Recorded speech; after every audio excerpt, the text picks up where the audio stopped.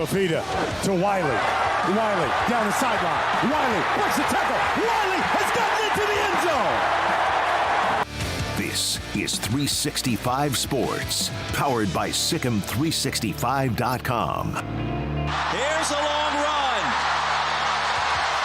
Oklahoma State gonna do it again, and guess who? Big O to the house. 365 Sports is presented by IdealMRI.com. High-quality MRIs for $497 or less. IdealMRI.com. Your health is important, so is your budget. And wow, Haynes King kept it. Faked it to Dante Smith, and here goes King. Inside the Carolina 30. 365 Sports is also brought to you by Texas Farm Bureau Insurance, protecting Texans since 1952. Nix in the gun, fakes the handoff, pressure coming, throws end zone, wide open, Franklin makes the catch. Troy Franklin, 3-yard reception. Utah brought the heat, but couldn't stop the Ducks, who've scored again, and now lead 20-3. Have you subscribed to our YouTube channel? Search 365 Sports on YouTube. Brought to you by TFNB, your bank for life. Dylan Gabriel. He got there. His throw to the end zone. Incomplete. A generational win for Kansas. Finally toppling Oklahoma. 365 Sports is turbocharged by Unite Private Networks. Find out more at uniteprivatenetworks.com. Got hung up in the wind a little bit. Here's Worthy, makes the first man miss. Straight ahead past the 40. Kicker to beat. There he goes. Worthy making a house call on a punt return. Xavier Worthy with a 75-yard return for a touchdown. Now here's David Smoak, Paul Catalina, and Craig Smoak. All right, here we go on this Wednesday afternoon. The weather has been glorious, a little bit chilly in the morning, but absolutely beautiful right now. Sunny, clear skies, and the Big 12 football schedule has been released. We will also, at some point this hour, look at the initial college football rankings, but some historical data on that as well. Paul Catalina, Craig Smoak, I'm David Smoak. Jack, Emery, Levi, Garrett Ross is running the mothership today on 365 Sports. So the schedule, and Mac Rhodes mentioned this, but the schedule is out. And there's different ways for us to look at this. Let's first of all look at not the schedules, but kind of the philosophy here. From Greg Wrubell, who's, of course, part of the Brigham Young radio broadcast. The scheduling matrix, during the first 4 years, everybody will play one another at least once, home and away. Some matchups will occur over 3 seasons, while others will take place all 4. Matchups in 2024 that were also played in 23 will not repeat at the same site. The conference looked into maintaining the 5-4-4-5 home and away rotation to all 16 members to minimize non-conference scheduling disruptions. Other important factors: balancing annual travel by distance, time zones, as well as maintaining connectivity to rivalries without compromising a balanced rotation for all teams. They got it done. It took a while, but they got it done. So let's look at the schedule. We'll kind of discuss it along the way. First of all, there's 4 different teams listed. I don't expect you to be able to watch. If you're a TCU fan, you've already broken this down. But there you have TCU and Baylor. And then you have BYU and also Texas Tech. We're going to look at the Baylor schedule here and also some other ones individually. We'll put that up for a couple of 2 or 3 seconds and then move on. Garrett, let's go to another quadrant of teams. There's 4 of these foursomes: Colorado, Kansas State, Houston, and Oklahoma State. There are their schedules, along with, and it's just good to see the logos, Arizona, ASU, UCF, and Cincinnati, and then the last 4, the quadrants of the schedules: Iowa State, Utah, Kansas, and also West Virginia. Let's go to the Baylor schedule if you can, and the one we mentioned here. Now, one of the things about what you'll see with Baylor, and there's already some, I don't know about this, one of their non-conference games is a scheduled game against Utah. It will be at Utah against the Utes, who they played this year at home in a non-conference game. Even though Utah will be a part of the Big 12, that game remains the same. but it will be a non-conference schedule. I, for one, love it because now their non-conference schedule has Air Force and Utah. They open with Tarleton, and I love the fact they kept that game, although a little bit unique. Well, look, just for purposes of if they had to get rid of it, then both of them now have to find a non-conference game within a year. And I think this just saves a headache for everybody. You play a non-con for 1 year. It's not like ever going to, in the all-time conference records of the new Big 12, 70 years from now, there's not going to be like some Utah fan and some Baylor fan fighting over who's got the better conference record because this one technically didn't count as a conference game. It's way easier for everybody else involved just to leave it that way. There are not very many protected rivalries, and that makes sense because there's not many rivalries that exist in this new conference, right? I mean, so there's not. It's kind of more teams in the Big 12 got what the treatment that Penn State did in the Big 10. In that Penn State is a newer team relatively to the Big 10. They don't have 50-year rivalries, but BYU and Utah are going to play. Baylor and TCU are going to play. Baylor and Texas Tech. Baylor against Houston. I'm talking about the rivalries. Like, those are the ones be every year. Yeah. But Baylor and Tech is not going to be every year. Baylor not. and Houston's not going to be every year. So Baylor and TCU, Utah and BYU, Arizona State, and I believe UCF and Cincinnati are the four. No. If I'm right. No, I missed that. No, it's Baylor, TCU, Arizona State, BYU, Utah, Kansas, and Kansas State. That makes sense. Okay, yeah, that makes sense as well. So there we are with that, Craig. Yeah, so, I mean, first of all, on the Utah-Baylor thing, I mean, not that big of a deal. If Army, Navy can play non-conference games when they're in the same conference, then for 1 year, Utah and Baylor can just get that game in there and not have it be a conference game, even though it's silly. It makes sense just to make things everywhere else easier on the whole process. So, yeah, that'll be two conference teams playing each other. I think with all this realignment, there's going to be little hiccups like that, but in the grand scheme of things, really not that big of a deal. If it was Utah, BYU or something, I'd be like, that's silly. You can't have it as a non-conference game. But I think just because that was already scheduled, because no one could have predicted that was going to be a conference game, all right, just let that be what it is for that single season. But, yeah, like here's the big takeaway from this schedule. There's a massive rivalry missing that all you have to do is look at Twitter for about 5 seconds, and you'll see the madness over Iowa State and Kansas not being in the mix. Or, excuse me, is it Iowa State, Kansas State being in the mix anymore for an ongoing rivalry, Farmageddon. So that is one that, I think has been, as far as the backlash goes, one of the bigger ones that you've seen, people very upset about with the Iowa State-Kansas State rivalry not being protected. Beyond that, I mean, I get that there's not a whole lot of, long-term rivalries in this new conference. There's some, like Farmageddon, that I know people are very upset about, like I said. But beyond that, there's not a lot of others that you really go like, oh, yeah, where's this one? Now, you can say Baylor, Texas Tech. Like, that's one that if you were going to protect rivalries on a grander scale, that would have made sense.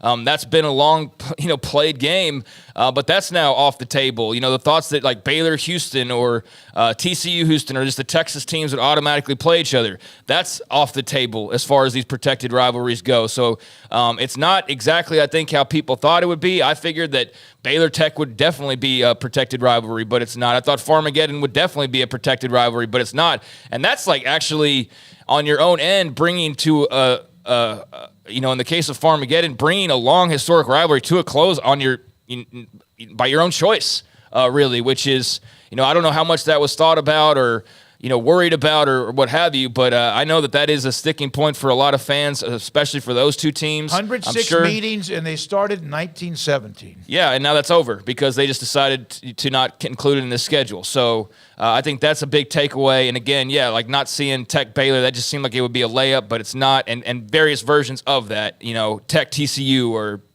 TCU Houston or whoever. So those are just a couple of my initial thoughts in looking at this. You can't please everybody.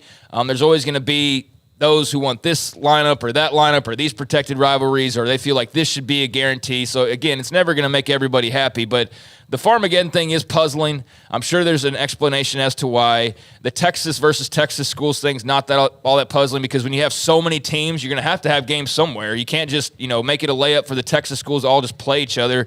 As they said, they've got to have geographical, balance in there. So I get that more than I get the Farmageddon thing. But, it's cool to get a look at it. It's a lot to unpack, and I know that there's going to be a lot of unpacking going on here over the next few hours. The quadrants that I put up, and this is for, let's see. Sorry. For Stan, we weren't suggesting each of those teams that were listed as far as the logos were a part of any quadrant. There is no quadrant. It's 16 teams. We gave the schedules because it's almost impossible, and it probably was a little bit more than everyone could digest, but we just put them up in images as the Big 12 did when they released the schedule earlier today. So, do you like it? Overall, yes, I hate the fact that Kansas State and Iowa State, that rivalry year in and year out now, basically since 2000 and what? I said 2007. No, what am I thinking here? Since 1917, and here we are well over 100 years later, will end.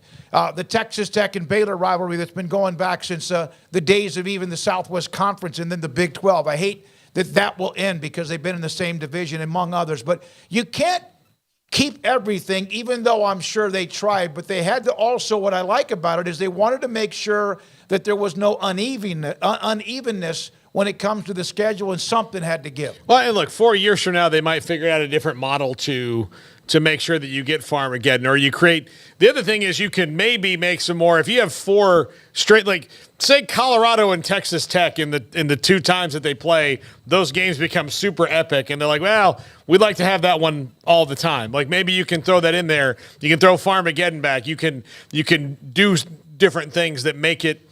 That change it. This is not the forever schedule. It's the 4-year schedule, but they made sure that some of the things were protected for the 4 years. But it's hard in these new conferences, and I think you do need to learn the lesson of the Pac-12 and Colorado, where the Pac-12 tried to make Colorado and Oregon this rival, and they just did not care about each other. You'd be like, hey, it's a big rivalry showdown between Colorado and Oregon, the first 2 legal weed states, and you're like, okay. Yeah. I mean, like there was just nothing there. I'm just glad the damn schedule's out, to be honest with so you can't just tell Arizona State, like, guess what? You guys hate West Virginia now. Yeah. And you're like, do we? Yeah. I don't know. Yeah, I mean, it's a batch of just random things thrown together in a way. I mean, when you look at the makeup of the way it's all changed over the last few years, so yeah, there's not going to be a ton of long-established rivalries, but it is interesting to throw to the wayside one that's been a long-standing rivalry for over 100 years, and just to bring that to an end willingly. Like I said, I'm sure there's an algorithm or a reason as to why you can't have it perfect. I'm not going to defend the Big 12 Conference, though. They think they are capable of making mistakes, and maybe that was one. We'll see over time. But, yeah, there's only so much you can do with 16 teams and, all the part of the maps that you're spreading out over now. So this is realignment. This is a realignment schedule. This is not playing everybody. This is not even playing your rivals every year necessarily. This is all those things and then some, and then a lot more travel probably along the way, but trying the best you can to limit that. So, I don't know what the rush was to get this out now. I think I guess let everybody kind of get set up for next year. But as we've seen, these things can get crumpled up and thrown in the trash months later. I don't know if that'll be the case here or not. And if it were to happen, maybe that's how you get Farmageddon back or something like that. But for now, this is what it is and what it will likely be. And so, yeah, for better or worse, there will be people that like it. There will be people that don't. Like we said at the very beginning, you can't please everybody, but it is good to just get an idea of what the future of the Big 12 is going to look like, and it's going to be different for everybody, for every team involved, but it definitely has the makings to be interesting. And look, you go and create some new rivalries, and they're probably in need of that anyways. You can't manufacture 100 years of history, in just overnight. So you hope that maybe some of these that you put together, some bad blood or just a great game turns this into, a situation where suddenly Arizona and Texas Tech, do become a rivalry in the future, but time will tell on that. During the 4 years, all teams will play one another at least once, home and away. That has not always been the case with many other conferences. That is important. So at least it's not like an 8-year gap where you don't play somebody that is a part of your 16-team conference. When they started to expand and add teams, just like other conferences you're going to have. Even like the Big 12 had, they're going to have rivalries that go by the wayside. In the Wichita Eagle, Kelly Robinet had the story, and the title of the story was Big 12 fails to protect some of its oldest football rivalries and new scheduling model. And I get it out of Wichita, Kansas, or I get it out of Ames, Iowa, or Des Moines, or places like that, since it began back in 1917. Now, the chat room going. Thank you very much for being a part of the show today on 365 Sports. We will be wide open today in the opening hour, and then we get into the 4 o'clock hour, including, by the way, at 5:30, Colt McCoy, former Texas great, will join us today. The Texas Sports Hall of Fame released their newest class that they'll induct next year, and both Jamal Charles and Colt McCoy are a part of that class as some of the headliners, and we'll have Colt McCoy on there to talk about that and more today at 5:30. The College Football Playoff Selection Committee released their first rankings. I did not watch it, but it is still a topic. Ohio State, Georgia, Michigan, and Florida State, 1 through 4. I don't know. Maybe there's a surprise. There's also 3 schools at the Big 12 at the bottom at 21, 22, 23. Maybe that helps protect Texas. Maybe that helps protect Oklahoma. I don't know, because we've said that about other conferences when they have a bunch of guys clumped at the bottom.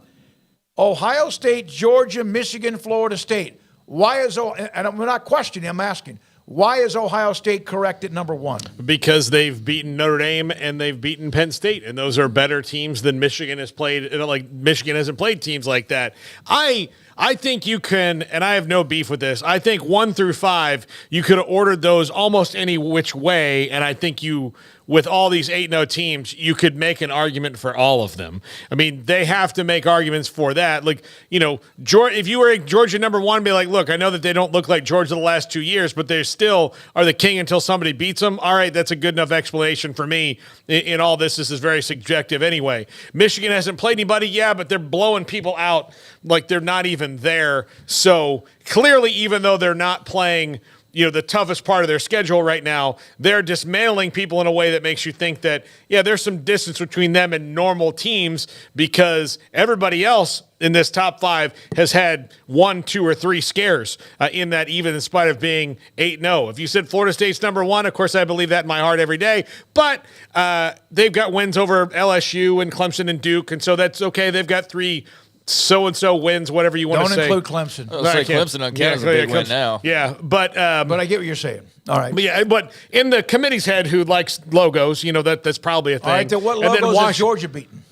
I explained Georgia, they're the king until somebody knocks them off. That's what. Okay. But and then Washington beat Oregon in a classic battle. They're in what might be the deepest conference this year, so you can put them there. So this will all work itself out anyway, so I don't have a problem with anything. I'm a little confused how Texas is above Alabama because they beat Alabama, but Oklahoma's below them both and they beat Texas. Recency bias? Yeah, that's probably it. But other than that, everything's fine. Craig?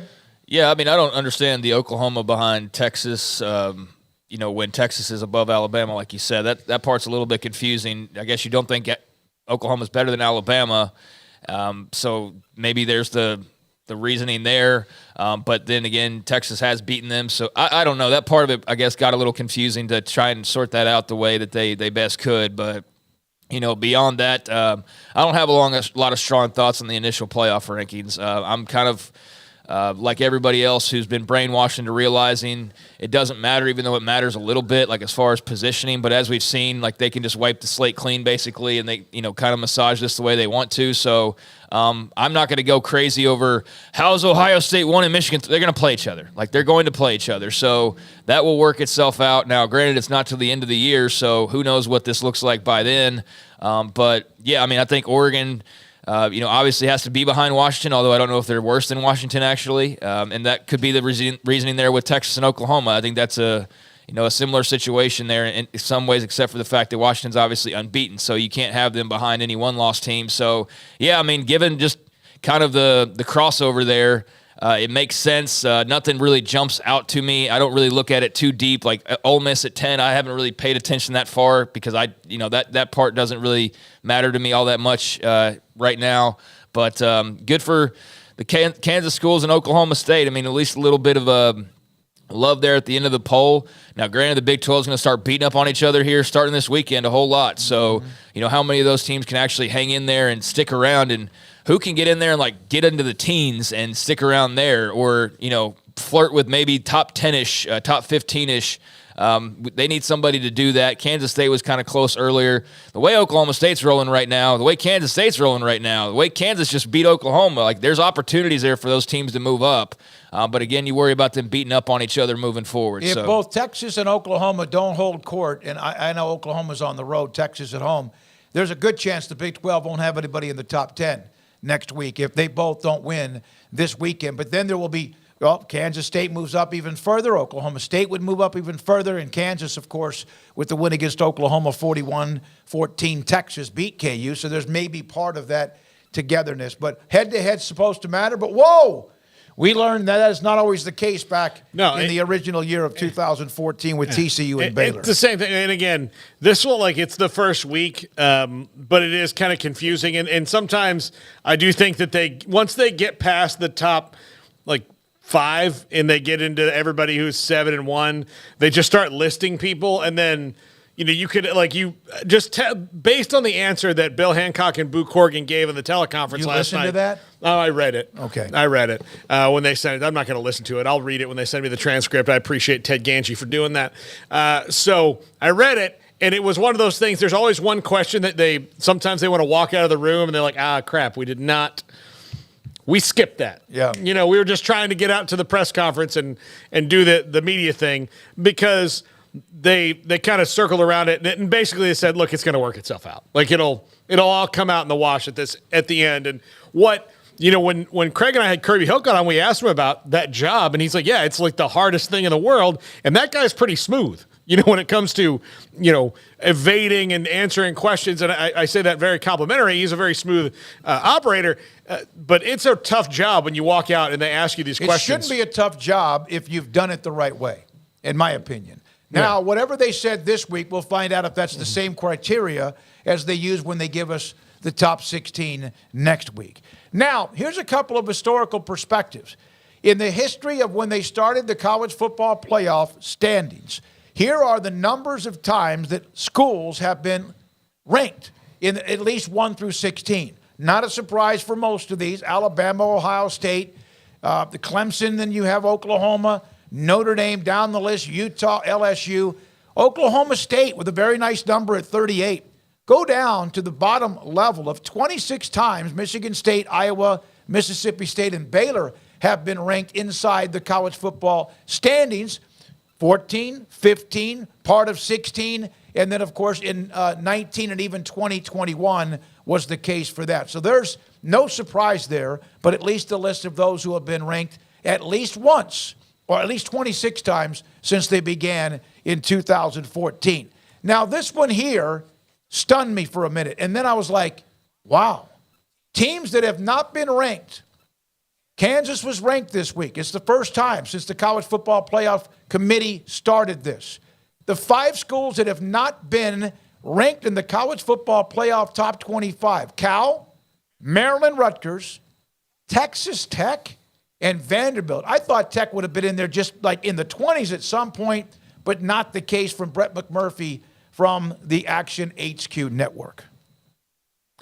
Yeah, there's not really too much surprise with those 5 teams. Texas Tech hasn't been very good at all. They've been average. So, that's not that surprising. And those other teams, I don't need to even think that hard to be surprised or not surprised by the fact that Cal's not been in the top 25 or playoff rankings, or that Vanderbilt hasn't. I get what you think, though, with, just over time that you think just about everybody would have appeared in there. But, yeah, that group of schools that hasn't is not the flashiest group of schools. So, Cal, Rutgers, and Vanderbilt in particular. If you would have said, hey, guess who's probably not been in the rankings at all? I think Cal probably gets mentioned. I think Rutgers, if somebody can think of them, probably does. And Vanderbilt definitely gets mentioned. Maryland and Tech, a little bit more surprising there. But, yeah, that just goes to show you that it's it's not a guarantee that you're just going to appear in those things, and those programs have obviously had some ups and downs along the way. So, yeah, not a list you want to be a part of. All right, so now we gave you the 16 in the college football playoff. Go ahead. I want to go back to is there any way you can pull up the graphic right before that showed the all-time appearances? So there's Utah at 42. There's a team coming in. So you lose Oklahoma at 47 appearances. If you're looking from a Big 12 perspective, you don't exactly replace them with Utah, but you get pretty close as far as playoff appearances go. So that's, positive in a way.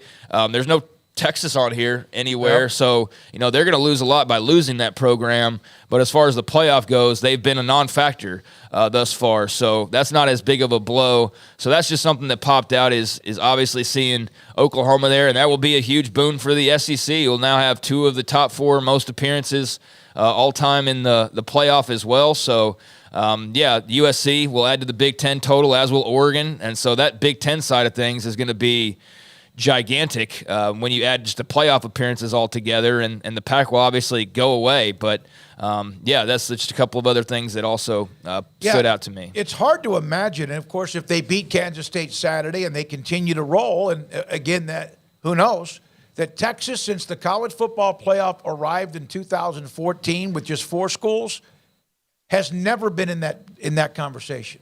Never. Not once.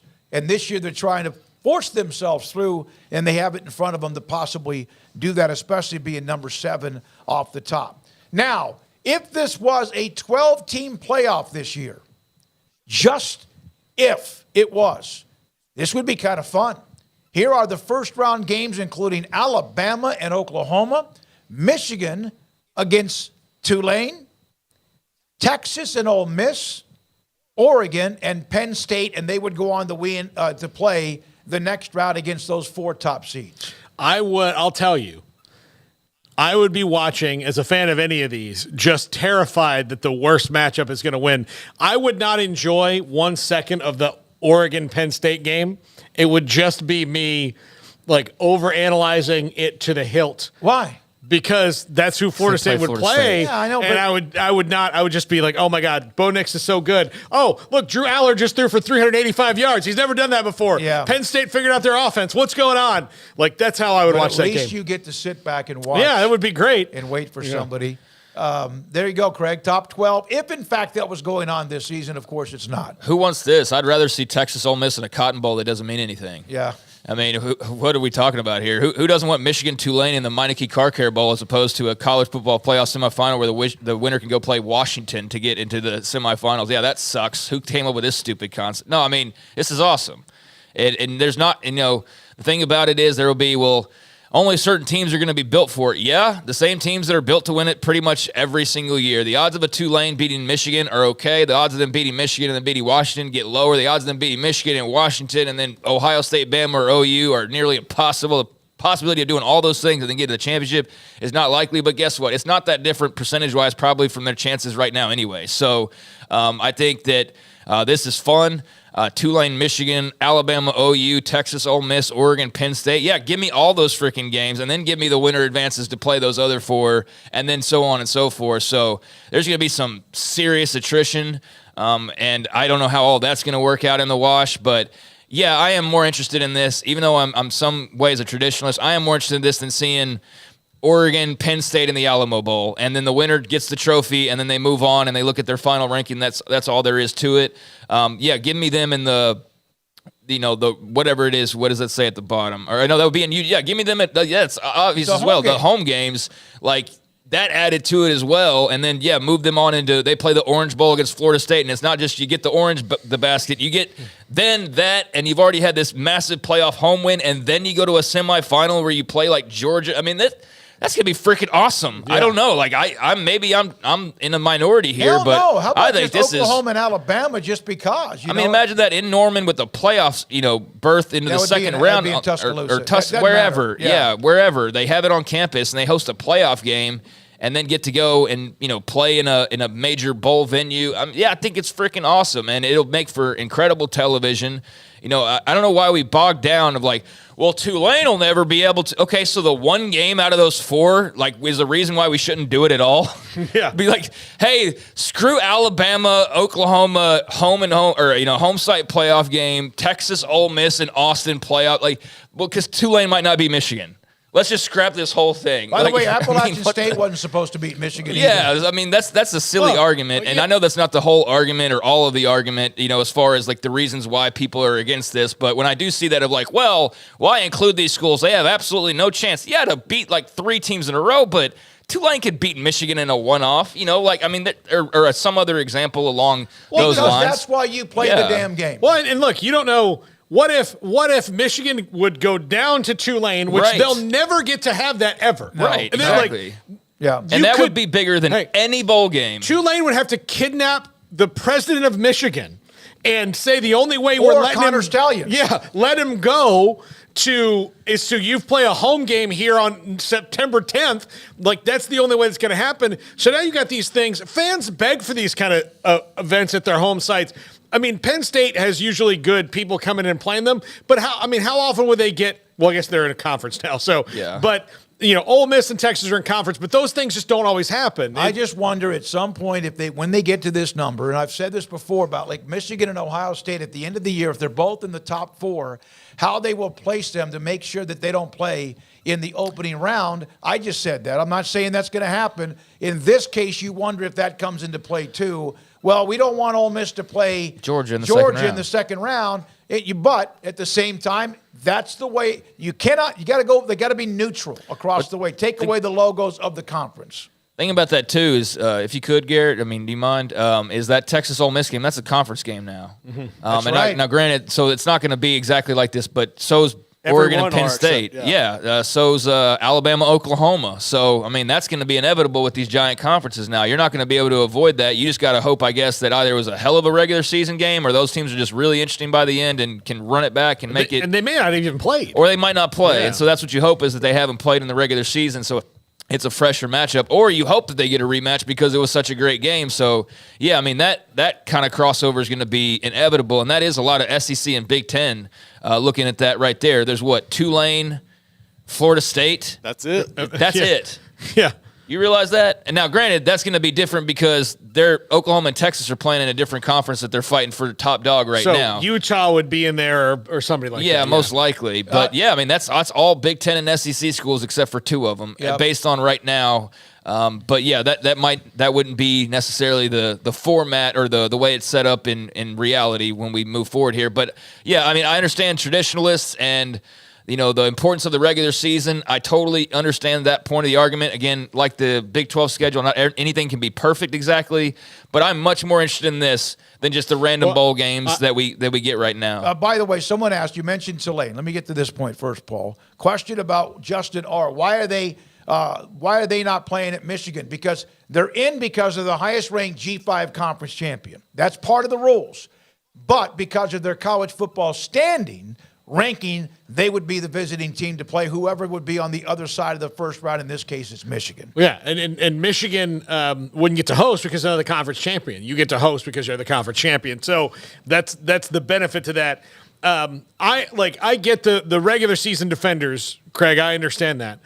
What I don't think they're taking into account for is that this devalues a little bit of September and October, but I think it pays on the back end with the upping of the value of November. I agree. It didn't hurt Texas in September beating Alabama. Well, okay, yes, but if you're not Alabama and you don't have a mulligan, you have that loss, so let's say Clemson didn't have 4 losses and they had that loss to Duke early in the year. Duke would have been kind of hanging out over them the whole time, and then they're always fighting to get back in. Well, then sometimes those teams in November may lose another one because they realize now it's over. We're going to go to the Peach Bowl and not I said the Peach Bowl. We're going to go to the Blockbuster Bowl anyway. So you kind of lose your gumption. Now, if you're trying to fight hey, if you win these next 2 games, you'll get to 12th from 15th. That's going to make a lot of things more interesting, especially if you're a team that's in that's 7th that is trying to hold on, and the team that's 15th is playing you, like that's going to get super interesting. Just don't lose more than one game. I mean, that's the thing. And, so, if you lose 2 games, then you're putting yourself in trouble, and that's nobody's fault but your own. But you can't afford to lose to Texas or Texas lose to Oklahoma and still be okay, so long as you don't stumble along the way elsewhere. It's really that simple, and there will be room for 2-loss teams in this when you have the field that you do. So I get that, but so Alabama lost to Texas. Are they out of it right now? I mean, are they out of the playoff and all of that right now? No, they shouldn't be. Just because they lost a game in September in week 2 to a great opponent. So, I get the whole, it demeans the regular season, but, so we're just going to hold a September loss over their head for the entire year, and they don't get a shot at a national title even if they play great the rest of the way. So I think that makes sense. The regular season matters. I totally get that. You need to preserve that as best you can. But it's hard for me to not look at the end of the road. And just knowing what we've had for as long as we've had it, I do kind of like spicing it up and changing it up a little bit and giving us some different looks there at the end of the year. And, we'll see. Maybe it totally sucks, but it's hard for me to look at that and think of, Michigan, Tulane, or Georgia, or Oklahoma, Ole Miss, Texas in a playoff game in Austin, or Penn State, Oregon in Eugene. I mean, that gets me way more excited than the Bahamas Bowl. I mean, it does. So and there will still be bowl games. There's still bowl games, and they're going to be playing in bowl games. Yeah, it's just not that it's the way that we've always known it. But I'm okay with that. I think this is going to be a lot of fun, and I can't wait to see how they unroll that and how it actually goes off. Unfortunately, again, there's still a year to go before we get to that point. Right. But that was to give you an idea. When I saw that put up, I was like, damn, that looks fun to me. It looks fun whether there's a team in there that I like or a team in there that's mine, that are my favorite team, which is not the case, and that's fine. I'm fine with that. All right, to the chat room when we come back, along with much more. What is the one note or nugget from the college football standings that you saw that maybe comes to your mind the most of or wow? And the Big 12 schedule. Your thoughts, your comments, your opinion on how the Big 12 has come up with their 24, 25, 26, and 2027 schedules. That and much more.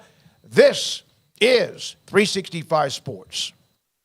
Waco Custom Marketplace, 425 Lake Air Drive in Waco.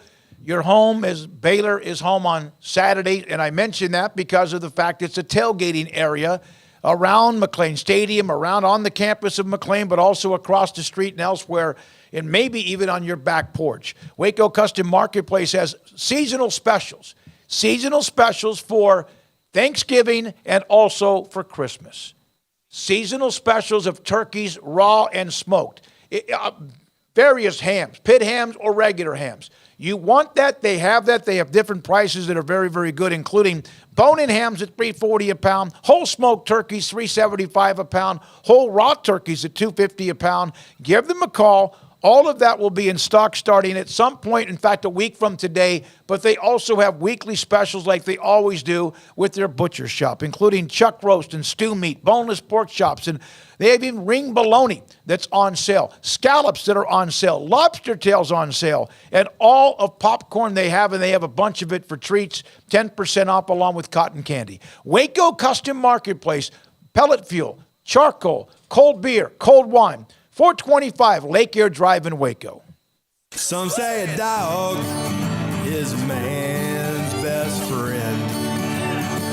But I tell you what, boys, you better think again.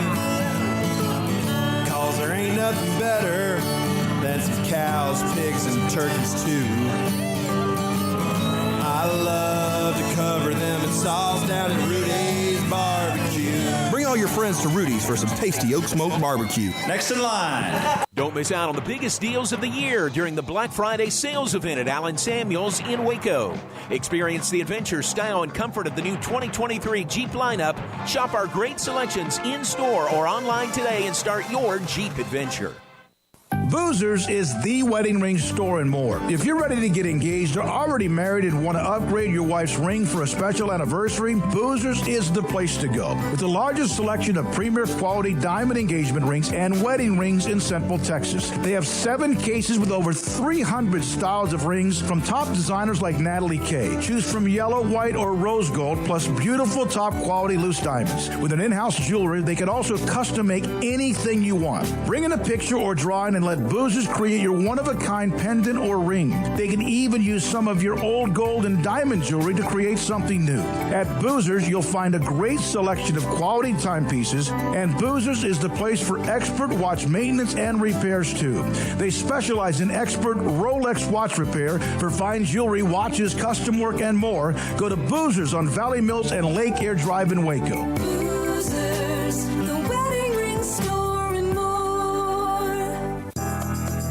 Riverbend Liquor and Wine now has 2 locations to serve you. The original on Lakeshore Drive in North 19th Street and the brand new spot in downtown Waco at 600 Franklin Avenue. If you're looking for the best in craft beers or local Texas bourbons, then the original is the place to be. And for the latest trends and online phenomenons, head downtown to the Franklin location. Either way, you're going to get the same great variety, customer service, and speedy experience. Check out both locations on their Facebook and Instagram pages. Riverbend Liquor and Wine, Lakeshore Drive in North 19th Street, and now downtown on Franklin Avenue.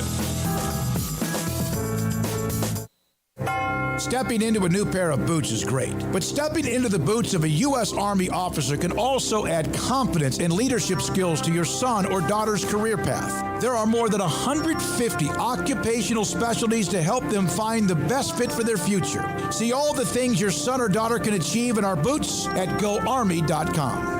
U.S. Army Waco Recruiting Company, 254-598-8131 or 254-776-1543.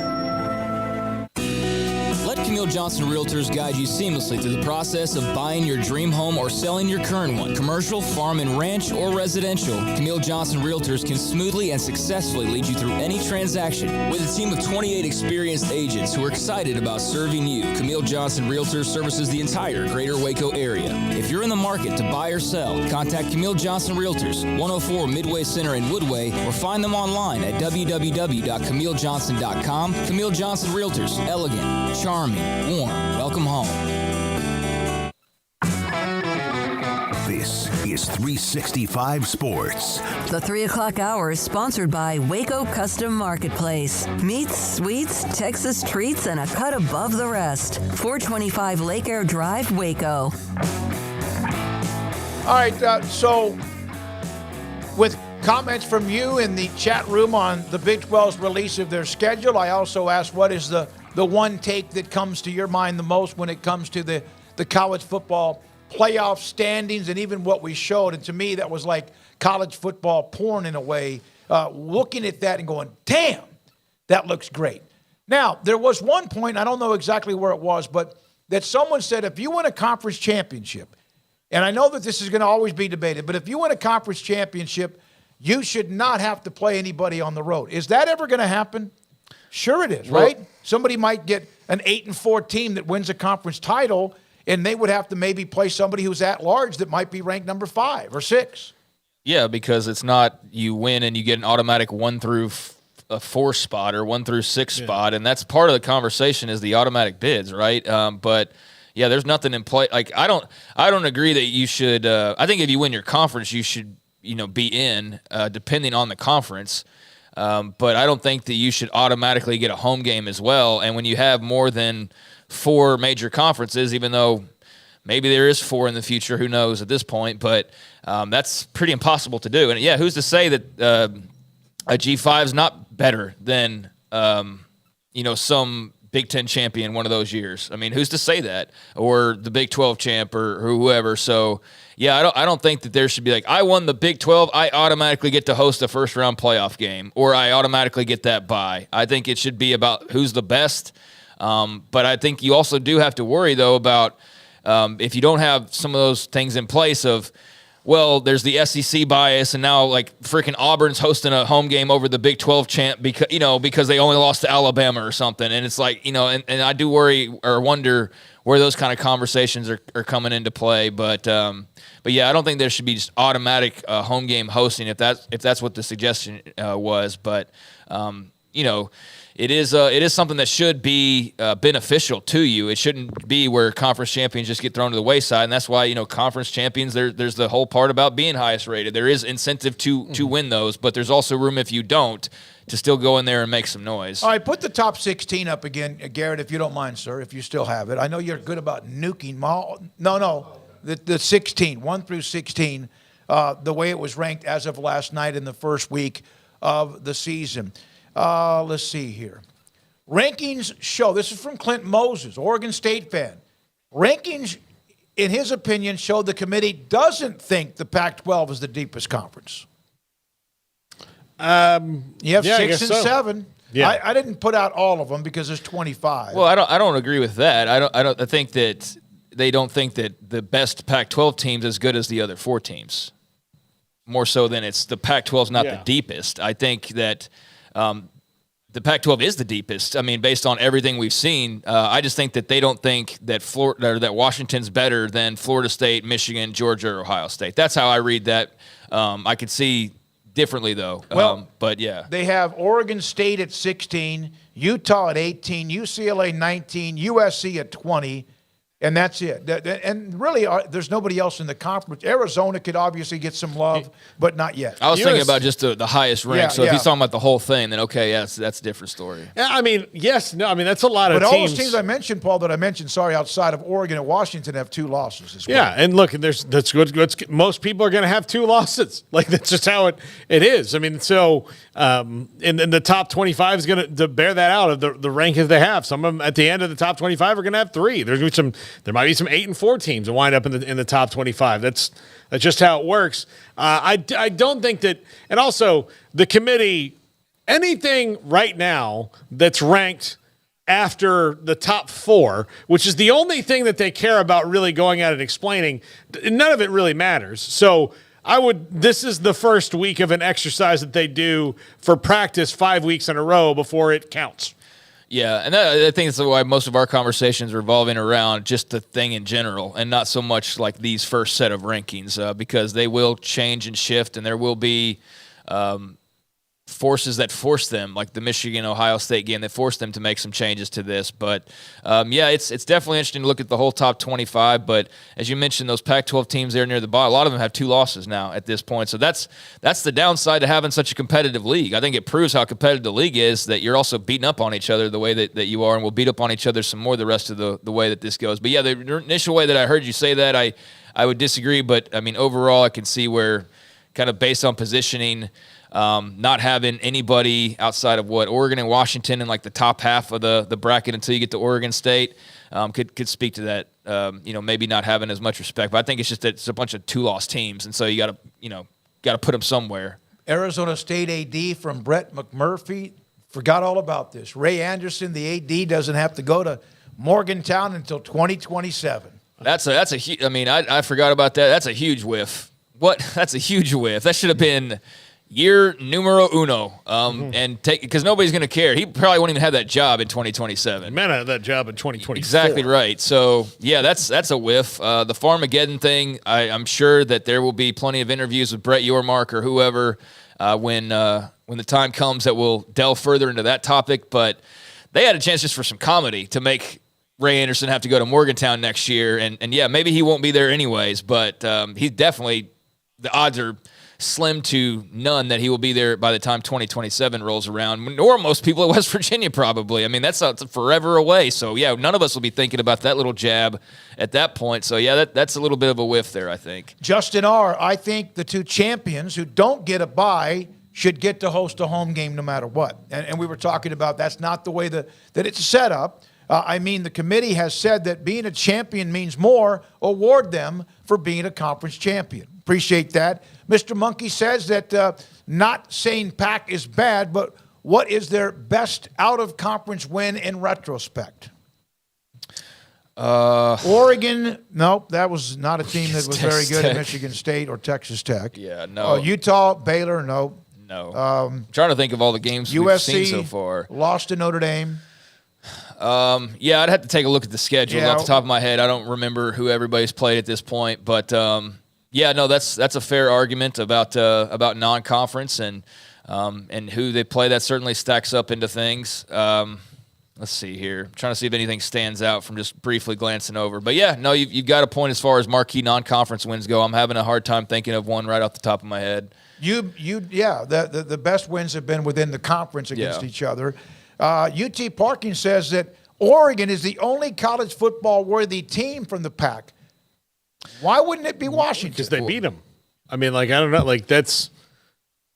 I think maybe the argument is that he doesn't think that they're playoff caliber, but worthy's a different story. They're worthy based on what they've done so far. There's not an argument that Washington's not worthy at 8-0 and with a win over Oregon. But playoff caliber, if you want to argue that they're not a top 4 team this year, right at this very moment, and that Oregon's, want to say that you think Oregon's playing better football right now, I think there's an argument to be made there. And that game against Washington, that didn't prove that Washington's like some super superior team.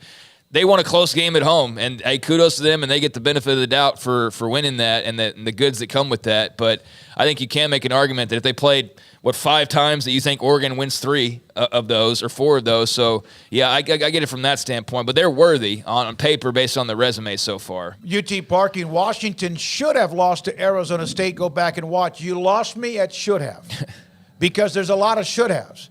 Oklahoma should have lost maybe to UCF. They did lose to Kansas. Texas should have lost to Texas. Should have lost maybe to Houston. I don't know. Yeah, Oklahoma could have lost or should have lost to Texas. Again, we could play the should have. Now, eventually, you keep having a lot of should haves, and then you're going to have it happen. And so there, in the end, will walk itself out. But the should have, to me, that I don't know. There aren't many national champions over the years, 100 years or so, who have just mauled everybody they've played. There have been even close calls among those who are known as some of the greatest teams of all time. There's always going to be, it just happens. Not always. There's maybe 5 or 6 that just ran the table from start to finish, but there's always going to be some should-haves. But that's your opinion. We love it. That's why we're here, and also read that as well. Paxton said the best non-conference win might be even Colorado at TCU. Out of the Pac-12, the current Pac-12. Yeah, I mean, that's as good of a candidate as any. I'm trying to find if there's just like a mass list that just would have them listed. I don't think that there is, though. But, yeah, I mean, that's one that right there at the beginning of the year certainly seemed like a huge one for Colorado. Obviously, they've started to leak, gas a little bit and have slowed down. And TCU's clearly not what we thought that they were going to be at this point in their follow-up campaign. Just replacing all the guys they did took way more of a toll than you could have I mean, some people thought that they would take a step back, but I don't know, like to basically be in middle of the road and, in that area of things, I expected more from them for sure. So, yeah, that doesn't look as great now, but that was, at the time, it was very big. And you know what? Based on the fact that we can't come up with a lot of other great examples, that might be one of their better wins. And so that does speak to the lack of incredible non-conference wins. I don't know about strength of schedule index or whatever, RPI, but the games that you thought might be nice non-conference wins. Utah at Baylor, no. Oregon at Texas Tech, no. Michigan State losing to Oregon. Wasn't it Oregon that spanked Washington early? You have the game between Washington State beat Wisconsin. Might be one of the better probably ones. The better yeah. ones. So here's a list of just the marquee games and this is like a preseason list, all right? So just going off of what was expected. USC Notre Dame. Well, lost. Notre Dame won that game. Let's see. A lot of them are the conference games. Florida, Utah. Like, that's not a big game in hindsight. Oregon, Texas Tech. Utah, Florida was brought up just now, okay. Yeah, Utah, Florida, Oregon, Texas Tech doesn't turn out to be a big deal in the grand scheme of things. Washington, Michigan State doesn't turn out to be a big deal in the grand scheme of things. Colorado, TCU, that was the top 10 list. The other games on there were all conference games against each other. So those were the biggest non-cons based on marquee. And as you can tell, yeah, there was not a big – oh, man, that's a huge win right there. The biggest win was Washington beating Oregon. Yeah, for sure. No, but I will say this when it comes to that.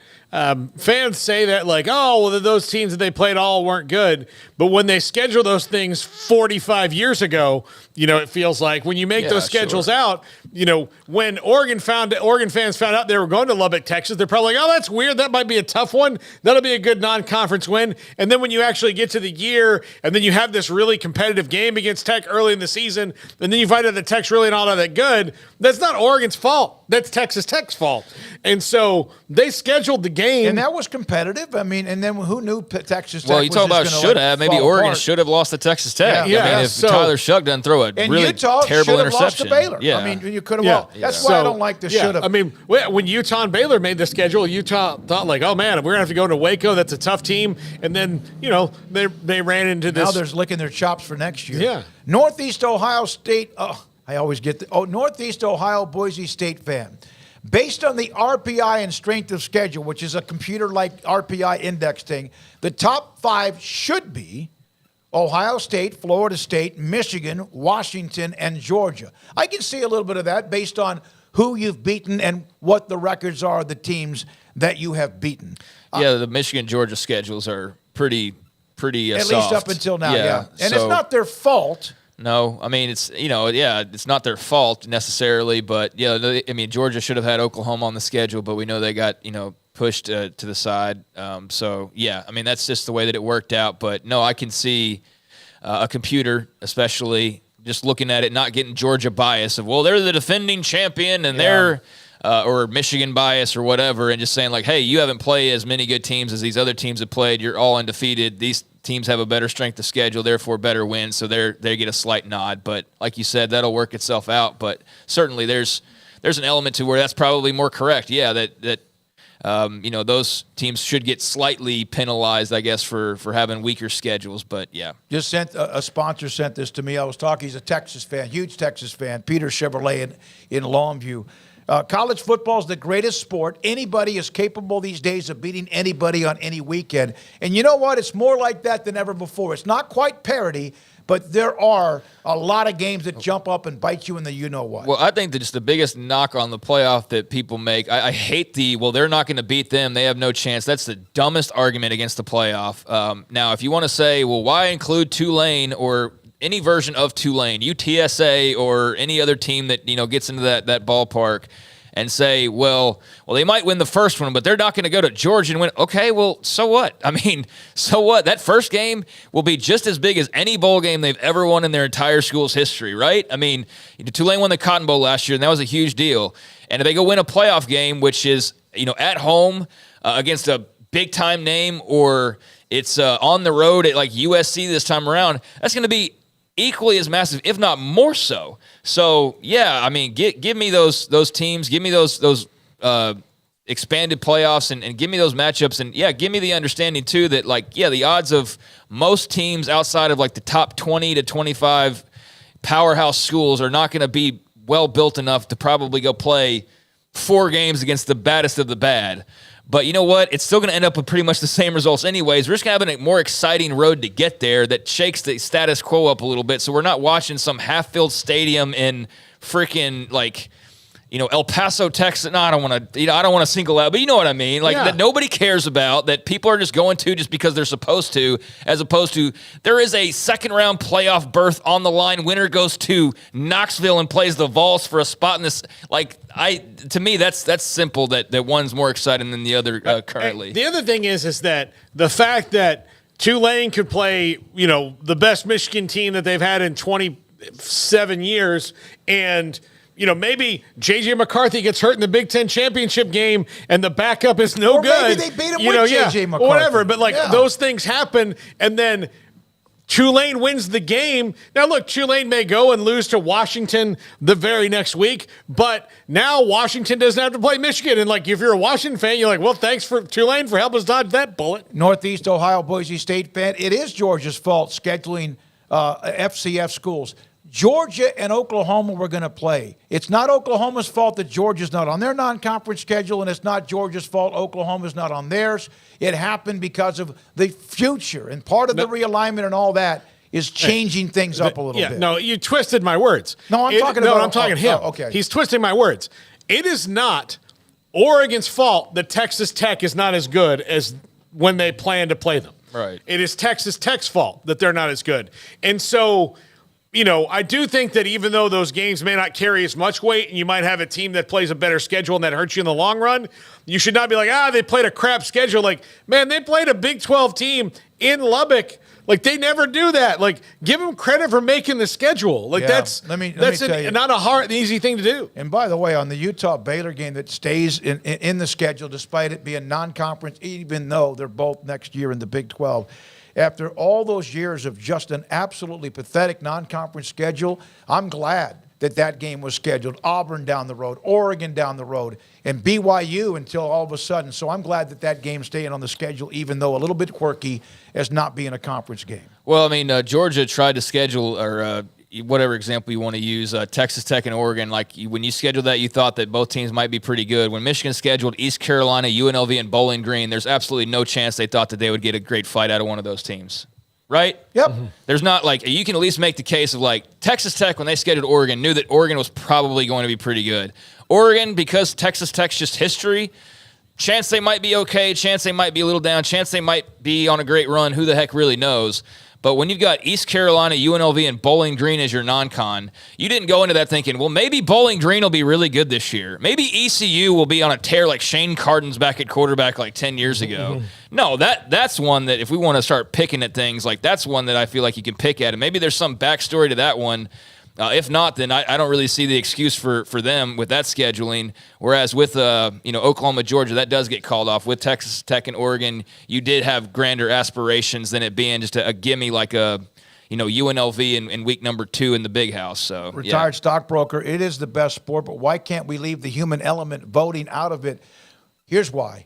There's no computer, no data, no analytical, no nothing that won't have at least some human element. The BCS still use polls, and it was a part of their system. So there's nothing that you could have that is not going to have some human element to the system, whether it's all fed into a computer and spit out or not. Well, I mean, you could if you just didn't include the polls. But, if you include the polls, then there is a human element. So, well, you have to be able to have somebody input the information. Right, but neither one of us are smart enough to know how to do that. So, I'm pretty sure there's a way you could get around not having the top 25 rankings to still come out with who the best teams are. I mean, I don't think that Bill Connolly uses it for his FPI or any of these other, 100 different stat, I guess graphs and things that we get weekly. You know what I mean? Like the FPI and all those. There's a million of them. There's a million of them, and you put as much weight as you want to in any given ones. But I think that you can get those folks rounded up and get the computers and probably figure out a way to not do it. Now maybe that weighs heavier, the poll numbers for some reason, but I don't know. I feel like there's enough smart people out there that they could figure out a way to not have to worry about top 25 rankings factoring in and still knowing how the computer would spit out the best teams. I don't know if this is Sam Kahn Jr. in the chat. Shane Carden name drop, nicely done. Thank Craig you. Smoak. Thank you very much having you on and inside the chat. When we come back, Ricky Thompson on what his thoughts are about the college football playoff, also the release of the Big 12 schedule and more.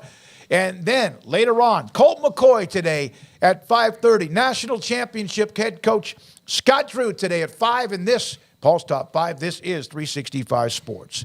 IdealMRI.com in the Central Texas marketplace. Dr. Rob Maxey and his staff, his partners, and everybody involved, the Texan specialists, those who read the MRI are amazing. I have been there for my back. I have been there for my abdomen. I have been there for my even my hip and also for my neck.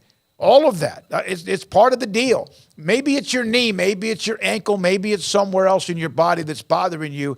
And MRIs can also be very, very serious when it comes to other parts of your organs and making sure things are good there too. If you have a doctor that wants an MRI to get a better look at what is bothering you, what is hurting you, so he can or she can make a diagnosis on how to go forward with that.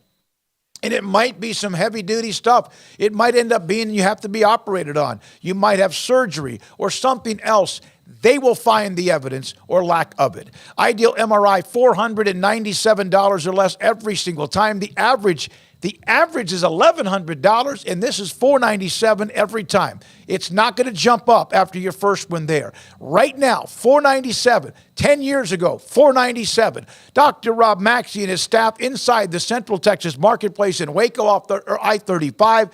It's idealmri.com.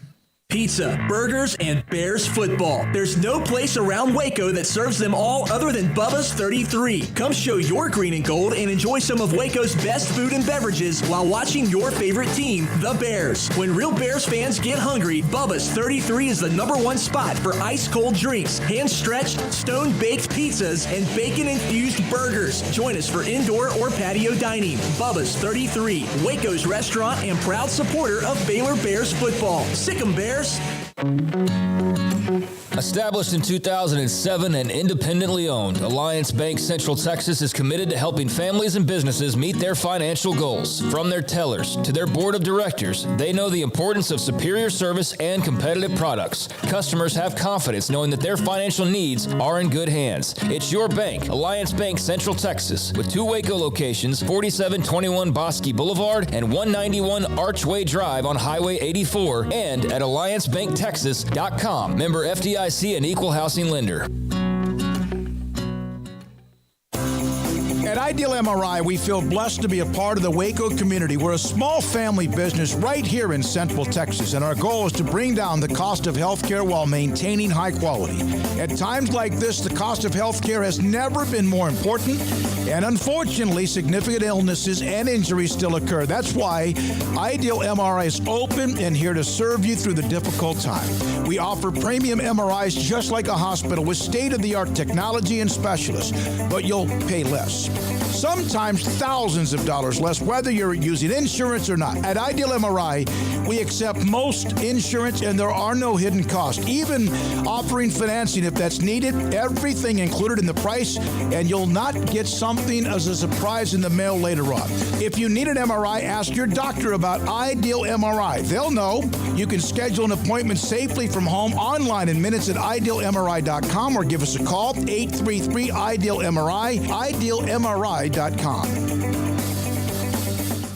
It was broad daylight. I stepped into a gas station for 5 minutes to grab a snack, and just like that, my car was broken into. They made out like a bandit. My laptop, my phone, everything. I called my agent to see what could be done, and he restored my faith in humanity. My claim was processed so quickly, and I was able to recover my losses. Stop by and see our agents at one of our 3 McLennan County locations. Coverage and discounts are subject to qualifications and policy terms and may vary by situation. Stepping into the boots of a U.S. Army officer can add confidence and leadership skills to your son or daughter's career path. See all the things they can achieve in our boots at GoArmy.com. U.S. Army Waco Recruiting Company, 254-598-8131 or 254-776-1543. This segment with former Baylor wide receiver and Baylor sideline analyst Ricky Thompson is sponsored by Alliance Bank Central Texas, where customers have confidence that their financial needs are in good hands with 2 locations in Waco, on Bosque Boulevard and on Archway Drive off Highway 84, and at AllianceBankTexas.com. Ricky Thompson joins us, 365 Sports. And Ricky, thanks for your time. Would you consider what you have seen, and you're right there on the sideline, is that, and I guess one of the words to describe where Baylor might be is kind of in a malaise? Yeah, I think maybe. It's really hard to wrap your arms around it, truthfully. I've seen a lot of football, a lot of games over a lot of years with a lot of different teams, and I think sometimes that teams struggle with identity, and I know that sounds funny, but I think they do, and I think that's a lot of what's happened here. I just don't think we go back to 21 a lot because that was a team that was 12 and 2 fifth in the country. There was an identity there. You knew that Terrell Bernard, Jalen Petrie, JT Woods on defense were going to make plays. You know what kind of defense we were going to run. It was going to be aggressive. not a lot of press outside with corners because you didn't have to. Offensively, downhill running game, you had a good offensive line. You had Abram Smith, and you had Tyquan outside who could really fly. And I'm just not sure that I have a real identity to this team on either side of the ball at this point. And that's not being critical. That's just what I see as I watch, that it's hard to tell. And with that, it's really hard to describe what the major issues are and why this team is 3-5 at this point. Yeah, Ricky, it turns into whack-a-mole, right? When you don't know what the identity is, because you have to just week to week go, okay, last week it was, how can Baylor do what they need to do against Iowa State? Well, now, because they don't have an identity, it's not like they can just go back to, okay, this is what we do, and we're going to do it against Houston. What will Houston give them? So you're kind of solving one problem while another one pops up. Well, yeah, and remember, too, that every team you play is different. Their identity is different. You have to adjust to that. Houston's offense is going to be nothing similar to what Iowa State ran. They're going to spread it out. We know what they do. We know what Holgorsen runs. You've seen it in the past. I don't think it will be anything that we're not familiar with. And in that regard, I do feel good that defensively we've been seeing three corners in the game a lot. Now, a couple of those guys are really inexperienced, and I think that was exposed a little bit last Saturday, but I really don't have a problem with that. I like those guys playing. You know that a veteran receiver on occasion is going to flip that guy's hips the wrong way, and he's going to look a little silly. But they're good players, and they're going to be really good as they develop. But right now, sometimes it's a little painful. But I do like that adjustment very much, that you see most of the time you'll see a corner out there on the slot guy. And I'm guessing with Houston's offense and the spread that they run, I bet you see three corners in the game most of the time on Saturday. Ricky, there was the media this week, and Dave Aranda talked about how he feels like they're just so close. You know, it's just a matter of making some plays here and there. And then the players talked, and they kind of said the same thing of watching film of like guys are where they need to be, they just don't make the play or whatnot. How much do you attribute the struggles to just things like missed tackles, or is it in your mind more schematic in the way that they are, you know, defending or going on the offense? Is it break down to as simple as just clean up the execution and that's all there is to it, or is it deeper than that in your mind? Well, Craig, I think cleaning those things up would change both sides of the ball dramatically. But I still think maybe you have to go to some scheme things too. So I would say both categories, but I can just tell you defensively, man, if we just tackle, we could have saved a ton of yards in the running game. We've had guys in position, Cincinnati in particular. I mean, particularly late in the game, we had guys in position to make plays, which tells me that probably have the right defense called, but we just don't make a play. And I think that comes with confidence. I've talked before, once you make 2 or 3 plays, that just comes with, you expect you're going to make it. But, man, I just think tackling-wise, this may be as poor a tackling team as we've seen in a long time. And just changing that could really make a difference, particularly defensively, because everyone knows our run defense has struggled. And I attribute much of that to tackle. Can't stop the run, and you can't run the ball. We talked to Phil Bennett about that on Monday night. That's a deadly combination. Well, it is. And everybody talks about the spread, run the spread. And you know me, receiver, I love the spread. But most of these spreads teams run the heck out of the football. Yes, they do. I mean, they go for 250, 300 yards in the running game out of the spread. So just because you go to the spread doesn't mean you're not going to run it. And I can tell you, Houston will try to run it out of the spread, and we better be ready to stop it there. And sometimes I think even more difficult it is to stop the run out of the spread because of those lineman splits. Man, they spread you out. You have holes that are created without even blocking anybody. You just make contact, turn your body one way or the other if you're the offensive lineman, and that's an option for you. you don't have to push one way or the other. Just get your best position, and those holes are gaping. We've seen it in the past here, and I just think that no matter what the other team's running, you have to stop the run to really be successful. And I know teams can come out and throw for 400 or 500 yards, but I'd rather see that than them run for 300, because that means they're dominating the game and they're doing it up front, and at the same time they're running clock, and that's hard to beat. Ricky, do you think that they need to evaluate which kind of talent they're going after? Because, I mean, I guess they would if they changed their scheme too. Well, I think they're doing that. Hopefully they're doing that, and hopefully with that, they develop into what schemes that they particularly want to run and what type players they want. I think we've mentioned, I think these last couple of recruiting classes have been pretty good, but two doesn't do it. You've got to stack them on top of each other. And I think everybody knows that teams recruit to their systems. So I think going forward, during these last 4 games or at the end of the season, we've got to decide what that system is, and then you've got to recruit to it. And I don't think it's misleading to think you have to have 5-star guys to win, because a lot of these kids in high school develop over time. And if you're getting 3-4-star kids, that's good enough if you're in the right scheme. And I think you win with them. We've done it here before. We've done it forever here. So I think the main thing is figure out who you are, recruit the players that fit in that, and then go run it, and don't go back and forth between what you run.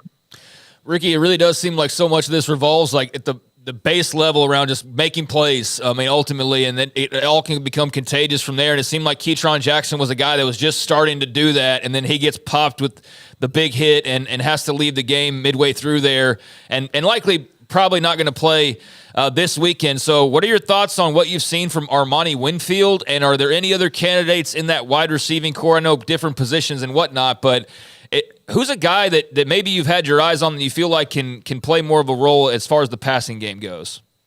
Well, we'll go to Keytron first. I thought Cincinnati and last week that finally he was playing to who he should have been, and I was really impressed. And I will say this, guys, the catch that he made that he got hurt, what a catch. Because I'm telling you, that guy put his shoulder, he did lead with his shoulder, but it was right into Keytron's face, and you just can't do that. But to hold that ball with a shot like that, that was a phenomenal catch, and I think that was a 4th down, wasn't it? So I think that was a first down catch on 4th down. Then the week before against Cincinnati, he goes up and gets the ball where he's got 2 guys on him, both of which could have been called, either of which could have been called for pass interference, and he made the catch. So he was just coming on, and I hate that. I think there's probably no way he plays Saturday after that shot. So Armani Winfield is a guy that was a 4-star guy, highly recruited, hasn't had a lot of playing time, and I just think with that experience in playing, he's got ability. There's several of those guys do. Of course, you're missing Hal Presley, too, with the broken leg, but some of those guys have to step up and make plays and take some of the pressure off of number 80. I mean, we've seen what he did. I think he even caused a window in the press box to be broken last week on 4th down. So he's doing his job. And I tell you, the other thing he's doing, guys, is he's changing coverages in the secondary, and he's forcing them to make sure where he is and that he's covered and he's taken care of. And with that, Craig, as you said, it makes it even more important for these other guys to beat man coverage, because if they're trying to control the guy that can run out there, then everybody else is in man, and somebody's got to win. And I think we got to figure out who that is, and you don't have much time to do that. Ricky, if it were up to you, if Dave Aranda locked your room and said you have to figure out which running back's going to get the most carries, which one would it be? Oh man, that's pressure. Thank goodness I'm not in that room. You know what? I kind of like the way Dominic runs the ball. I really think he's got a little bit of ability to slash and go. Richard Reese is the one, though, that if he's got an opening, he can take it to the house. And I think that's something we've missed is long plays, big plays. Break a run at the line of scrimmage and go 50. We just haven't seen that. And Reese is one that can do that. I would like to see him get some more carries. I'm not in that meeting room. There's obviously a reason he's not. I don't know what it is. I would like to see him get more. Man, we've seen the freshman Pendergrass. I think there are times when it's good for him to carry the ball. I think his vision is really, really good. I think he's great at finding the open spaces. Not the fastest guy in the world, but one of the toughest I've seen. But I don't know if I picked one, maybe Reese, just because of his ability to break it. Ricky, the Big 12 came out with their schedules coming up, and there are some longtime rivalries. The one that's getting a lot of the attention is Kansas State, Iowa State, Farmageddon, as they have had forever since 1917. That's going to be interrupted. Baylor will not play Tech every year. They will not play Houston every year, which, of course, had been interrupted anyway. They do get TCU. I don't know if you even had time to look at it. Have you? I did look at it. Okay. Very, very interesting schedule. First of all, I don't know how they ever got it figured out with 16 teams. I mean, just throw a ball up in there and see which name comes down with it. But yeah, you hate to see that, particularly when it's the conference hasn't changed. You just added teams, but I would have bet whatever I needed to that Baylor TCU continued to play. Yeah, I didn't expect that one would go away. That's a natural rivalry, and neither one of those guys likes each other and never will. So, you hate to see those games go. You just do. But I guess there's no way around it. And I guess eventually maybe even the TCU Baylor game skips a year or two if you're going to play everybody. And the thing that's hard to measure about these conferences that are this big, and I don't know how they'll determine who plays in the championship game, but it's a little unfair in that these teams have different schedules. We might play 3 tough teams that Oklahoma State doesn't play, or we may get 3 easier games that TCU doesn't play. So that's tough, and that was the only really good thing about this smaller conference was everybody played everybody. The 2 teams with the best records got in the championship game, and one of them had to win it. So I really like that, and that's going to go away. But that's survival in college football right now, and it had to be done. Ricky, thank you. Appreciate your time as always. Enjoy it. Alliance Bank, Central Texas, again, sponsor of both JJ Joe on Monday, Ricky Thompson with us on Wednesdays. And believe me, as much as we discuss them, I'm sure the 2 former players who were a part of the broadcast surely don't like what they see. And also both of them have discussed that and also been very truthful about how they feel. Unfortunately, they're at a place where Dave Aranda may very well be right that they're close in some ways, or that it's simply a matter of execution. But the problem is when you're 8 games into the season and you're 3-5 and you're bad at home, that just doesn't fly after a while, and ultimately that does fall at your feet. Mm-hmm. So, there is part of this that you're like, yeah, like if these guys just grow up a little bit more, then like, hey, they can be good. But as far as the right now goes, they're not. And that's the battle that they're fighting, and that's the question that I guess is out there right now is, okay, when does that flip? If it can flip, and if it is going in a direction that you think that it is, all right, when is that? Because it can't afford to be middle of next year. It can't be in 2025. You don't have that kind of time or privilege, and time's running out on this season. Like, they're not going to go they can't win a Big 12. They're not going to go maybe even to a bowl game, but can they at least have some self-respect, and put up a bit of a fight here down the stretch, especially at home? If they don't put up a good performance this weekend, then I don't know how you can possibly explain that away. I really don't. I don't think there will be any good reason whatsoever to not go out on your home field against a team that you haven't played in forever, but that's obviously in-state, long-time rivalry, rekindling it. Their coach is still talking noise about you running from them, quote unquote, a couple years ago or back during COVID. I don't know how you wouldn't be fired up for this game. So if they come out and they're on a slow start again, then I don't know. I don't know how you contain the fire from spreading in that case, because there just are no excuses for it really anymore at this point. You want to point to youth, that's fine, but at some point, even they've got to grow up after 8 or 9 games, and so we'll see how it goes. But this is not JV football. This is big time, high level football, and even if you don't have enough talent in certain positions, you have to find a way to give a spark and make it work. Youth on defense is one thing because they've been kind of put in that position because their veterans weren't very good at certain positions, and then of course they lost one of their better transfers early in the year with Mike Smith that they really liked. But on offense, I don't want to hear youth. I mean, like who's the youth on offense? Like, Monterey Baldwin, upperclassman, Blake Shapen, upperclassman. All the offensive linemen, save for one that are starting right now, are upperclassmen. So eventually you got to get good. I would say there is youth on that offensive line. There is youth at wide receiver. But at most, if not every school, you're never going to have it perfect year to year. Yeah. And especially at a school that's not Ohio State, Georgia, et cetera, you're not going to have it perfect pretty much ever. And so, you had to flip over the offensive line, but that can't be the excuse as to why you're not going to a bowl game, this time around. I just don't think that's because you could do that every year.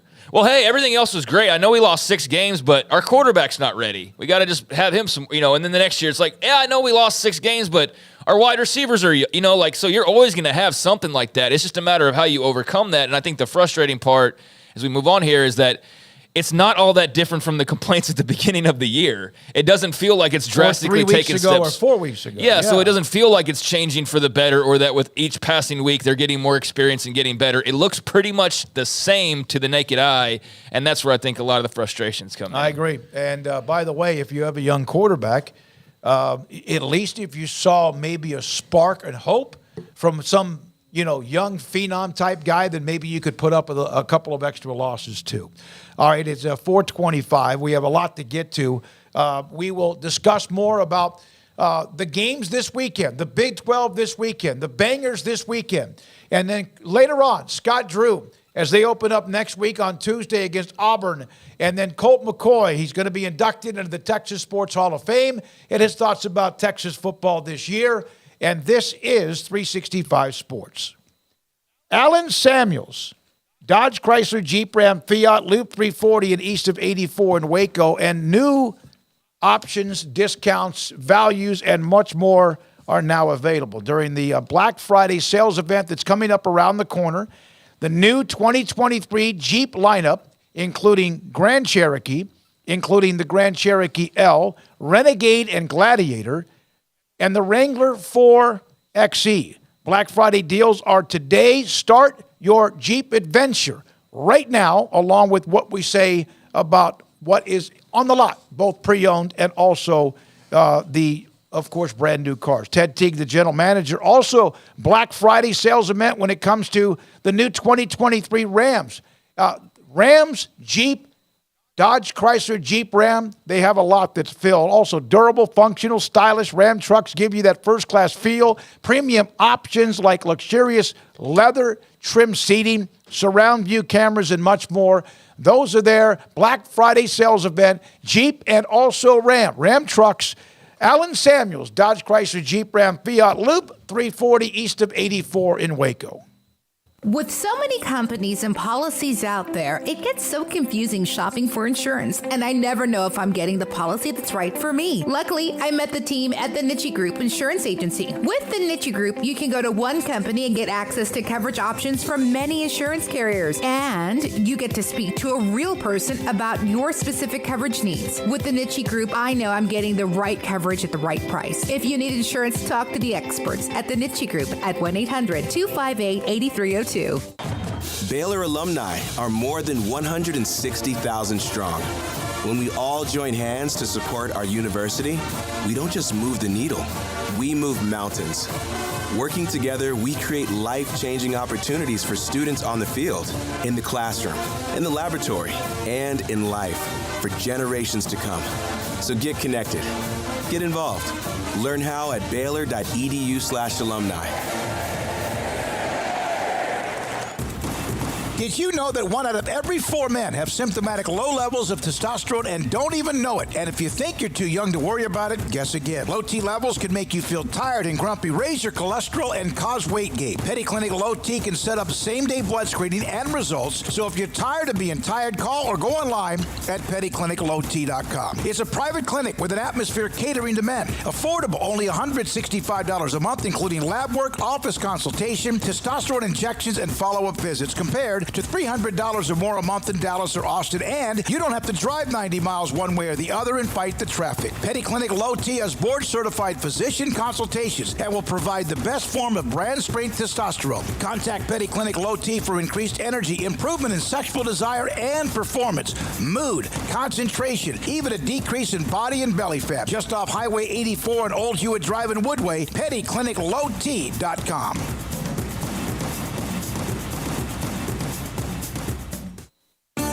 There are 26 letters in the alphabet, over 600,000 words in the dictionary, and just 3 of them said together can change everything. Let's order pizza. Those 3 words lead to dough made from scratch and 3 fresh signature cheeses that blanket golden crust in a heavenly melt on Marco's Pizza that'll blow your mind. So visit marcos.com to order and stop by Marco's Pizza in Belmead, China Spring, Woodway, and in Robinson. Marco's. Pizza lovers get it. From the first workout to the last practice, sports is an incredible challenge. Hi, this is Dan Ingram at the First National Bank of Central Texas, and we're proud to support each athlete, every parent, and our educators. From families, small businesses, to the biggest industry, we're here to help. With remarkable products like instant issue debit cards free at all of our banking centers, we've got banking ideas that fuel big dreams. The First National Bank of Central Texas. Familiar faces making local decisions. Member FDIC, Equal Housing Lender. This is 365 Sports, powered by Sikkim365.com. Enjoying the show? Hit the like button and subscribe. I hope you're enjoying the show. We hope you're enjoying the show, and we enjoy you being a part of what we do every single day. There's been a little flare-up with Houston playing Baylor this Saturday in a game that's on ESPN Plus where it deserves, where it should be, based on the options. Man, there's a lot of Houston and Baylor back and forth for a game. Yee. But I think Houston's speed in that game is going to be a problem. Look, man, I mean, it's not, national television worthy based on what the two teams have done so far, but it's the first time they played in a long time. Yeah, I don't expect somebody in Iowa or Arizona to understand, but Baylor-Houston playing again is a big deal. Houston's played Texas Tech regularly. There's been other meetings here and there. They played Texas previously. It's been a while since they played the Bears. And so I think it's a situation where both teams are on similar footing. Houston had the near win that would have been just monumental for Dana Holgorsen a couple weeks ago, and then turned around and had a catastrophic loss to Kansas State. We know the issues with Baylor and how up and down their season's been. You got to take victories where you can get them, and I think both teams see that there's a victory, potentially there on Saturday if they play well, and so they're in similar spots, and I think that they both realize that neither one of them is going to, topple the Big 12 anytime soon.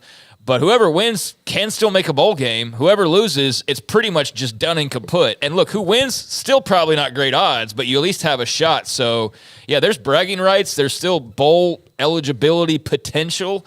But most of all, there's bragging rights and just feeling like you're not, below yet another team and an in-state team. So, yeah, I can see where there's a little fervor for that game. Yeah, I do too. And it's a little bit of that back during the COVID year. Houston had their big 18-wheeler on the McLean Stadium premises, and then Dana tweeted out, well, we were ready to go, but I guess not.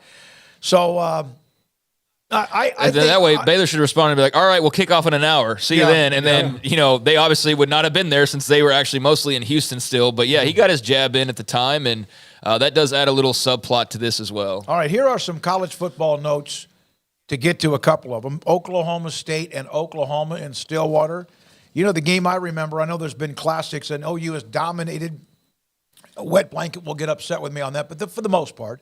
But Dalton Cooper, I'd also say that all of the OU fans that are there, maybe about 95% of them didn't go to college at Oklahoma, But 100% of the OSU fans that are in my town, all of them went to OSU.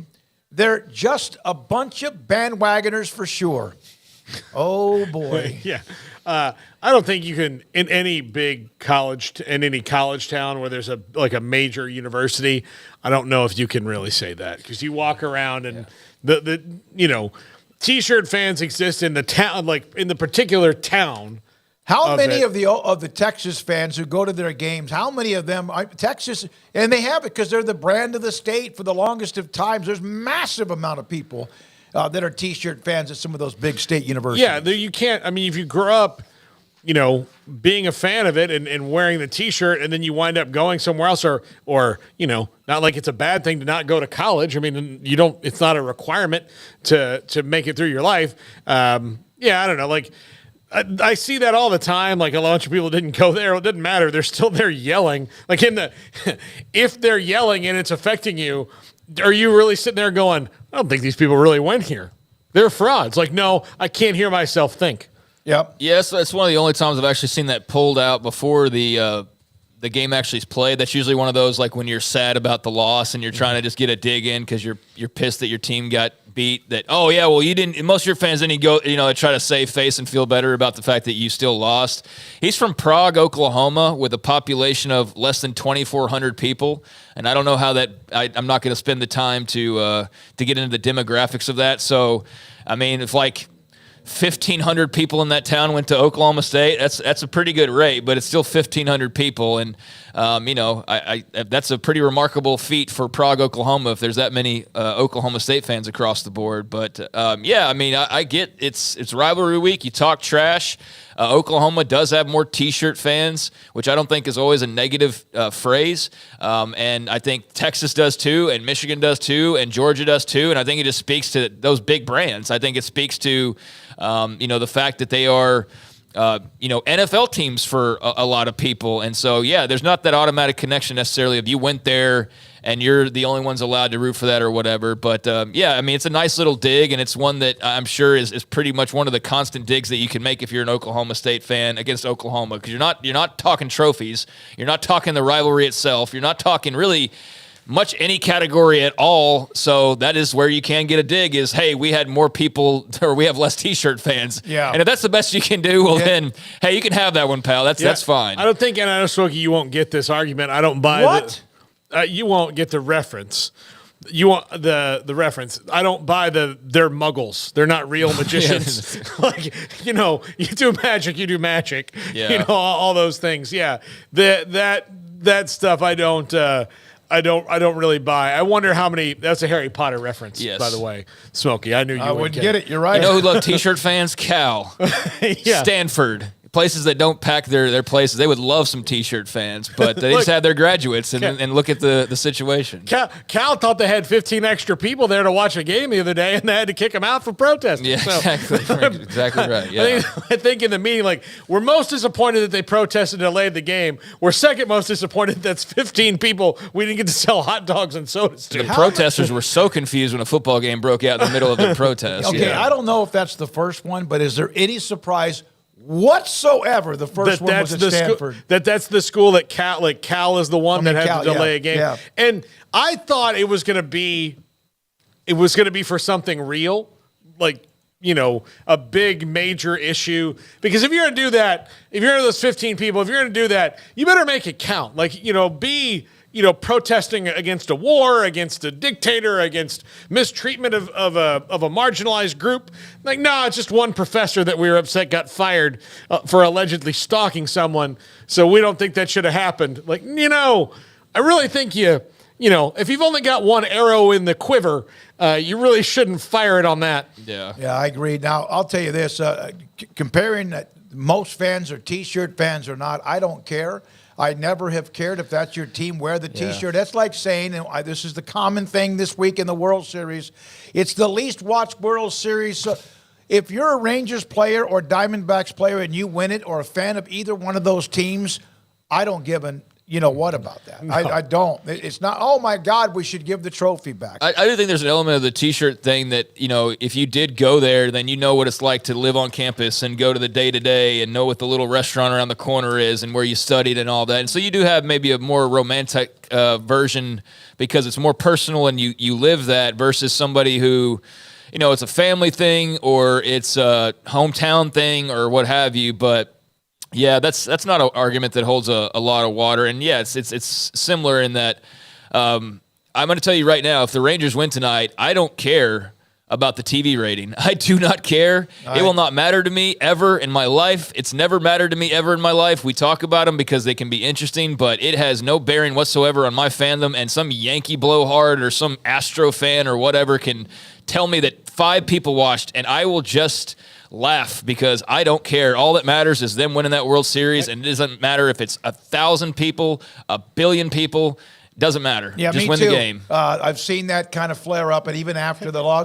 Sour grapes. I've been a Texas fan since I was 4, and I didn't go there, and he's one hell of a Texas fan. Yeah, absolutely. You don't have to. For the World Series, by the way, the ratings are down. It was still 9 million people for Game 1 that tuned in at any point across the broadcast that they had. So if I called NBC right now and I said, Monday night, what show do you have on? And they said, it's so, like, okay, or CBS, like NCIS Sydney debuts to 9 million people. They're like, well, we're picking it up for 10 years. Oh, yeah. They're like, so it's still 9 million Monday people. Night Raw, which has been on the air probably, I think it's the longest weekly program now in American, like, present day history. It's been going on for like 30 years. I mean, they regularly pull under 2 million every Monday night. And then it gets worse usually when Monday Night Football comes around because it takes some of those viewers. But yeah, like, those types, like 9 million is not commonplace on TV these days. No. That is not anywhere close to like every night there's like 9 million viewers for these like ER or whatever back in the. It's not. No. That's not how it is. That's a monster number compared to a lot of the programming that can lead the way on some nights. But why are we even talking about it? Because who cares? You know, I know why you brought it up, Paul, but it doesn't matter because all that matters is winning at the end of the day in that whole regard. Paul, Jim McIlvain is part of this latest with Connor Stallions.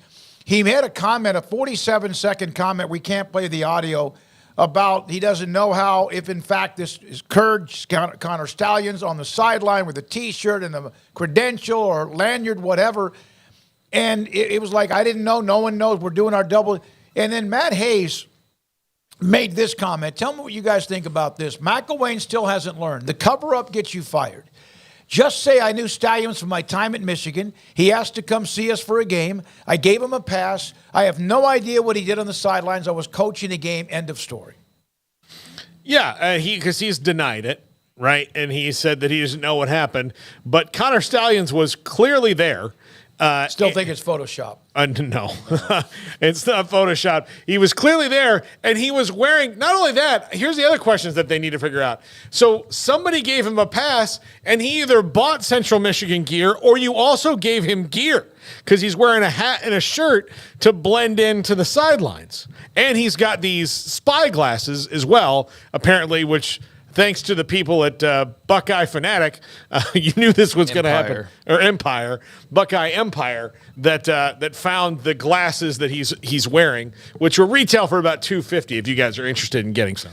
Yeah, I saw that post, and who knows? I mean, it looks like they're onto something there. You know, I can't tell for sure. I haven't gone through that entire thread to see for sure either. But yeah, I mean, I think we learned from the Art Briles situation that the dumbest response that you can have is that you didn't know. That's the fireable offense because you are the head coach. How many times do we have to have this conversation when one of these scandals pops up? Saying you don't know is not a good answer.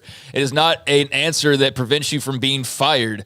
It's your job as a millionaire head coach or down the line hundreds of thousands of dollars head coach or at the bottom of the totem pole, you know, $90,000 a year or whatever some of those lower level coaches are making or smaller school coaches are making.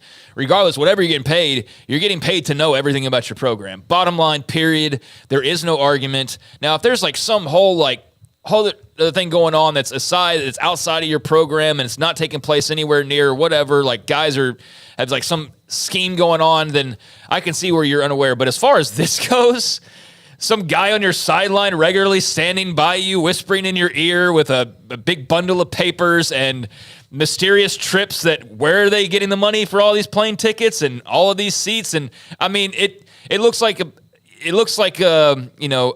duck walks like a duck, talks like a duck. I mean, I think we can all kind of tell what's going on here. And Jim McElwain to say, well, I don't know, that's an awful response. You had enough time to come up with a better answer than what you came up with there. So, yeah, it just makes it sound even that much more shady. And now, welcome to the spotlight as well, because, this is not going to just go away as more layers are peeled back on Spyglasses and now another team he's on the sideline for. And, yeah, it's messy, man. It's amazing how much they went deep into this, if that's the case. I mean, it really is. All these things that were planned out, and all it takes is some, surveillance cameras. Okay, so early on the triple option, I'm curious you guys' opinion on this. Stephen Simcox and I talked about it.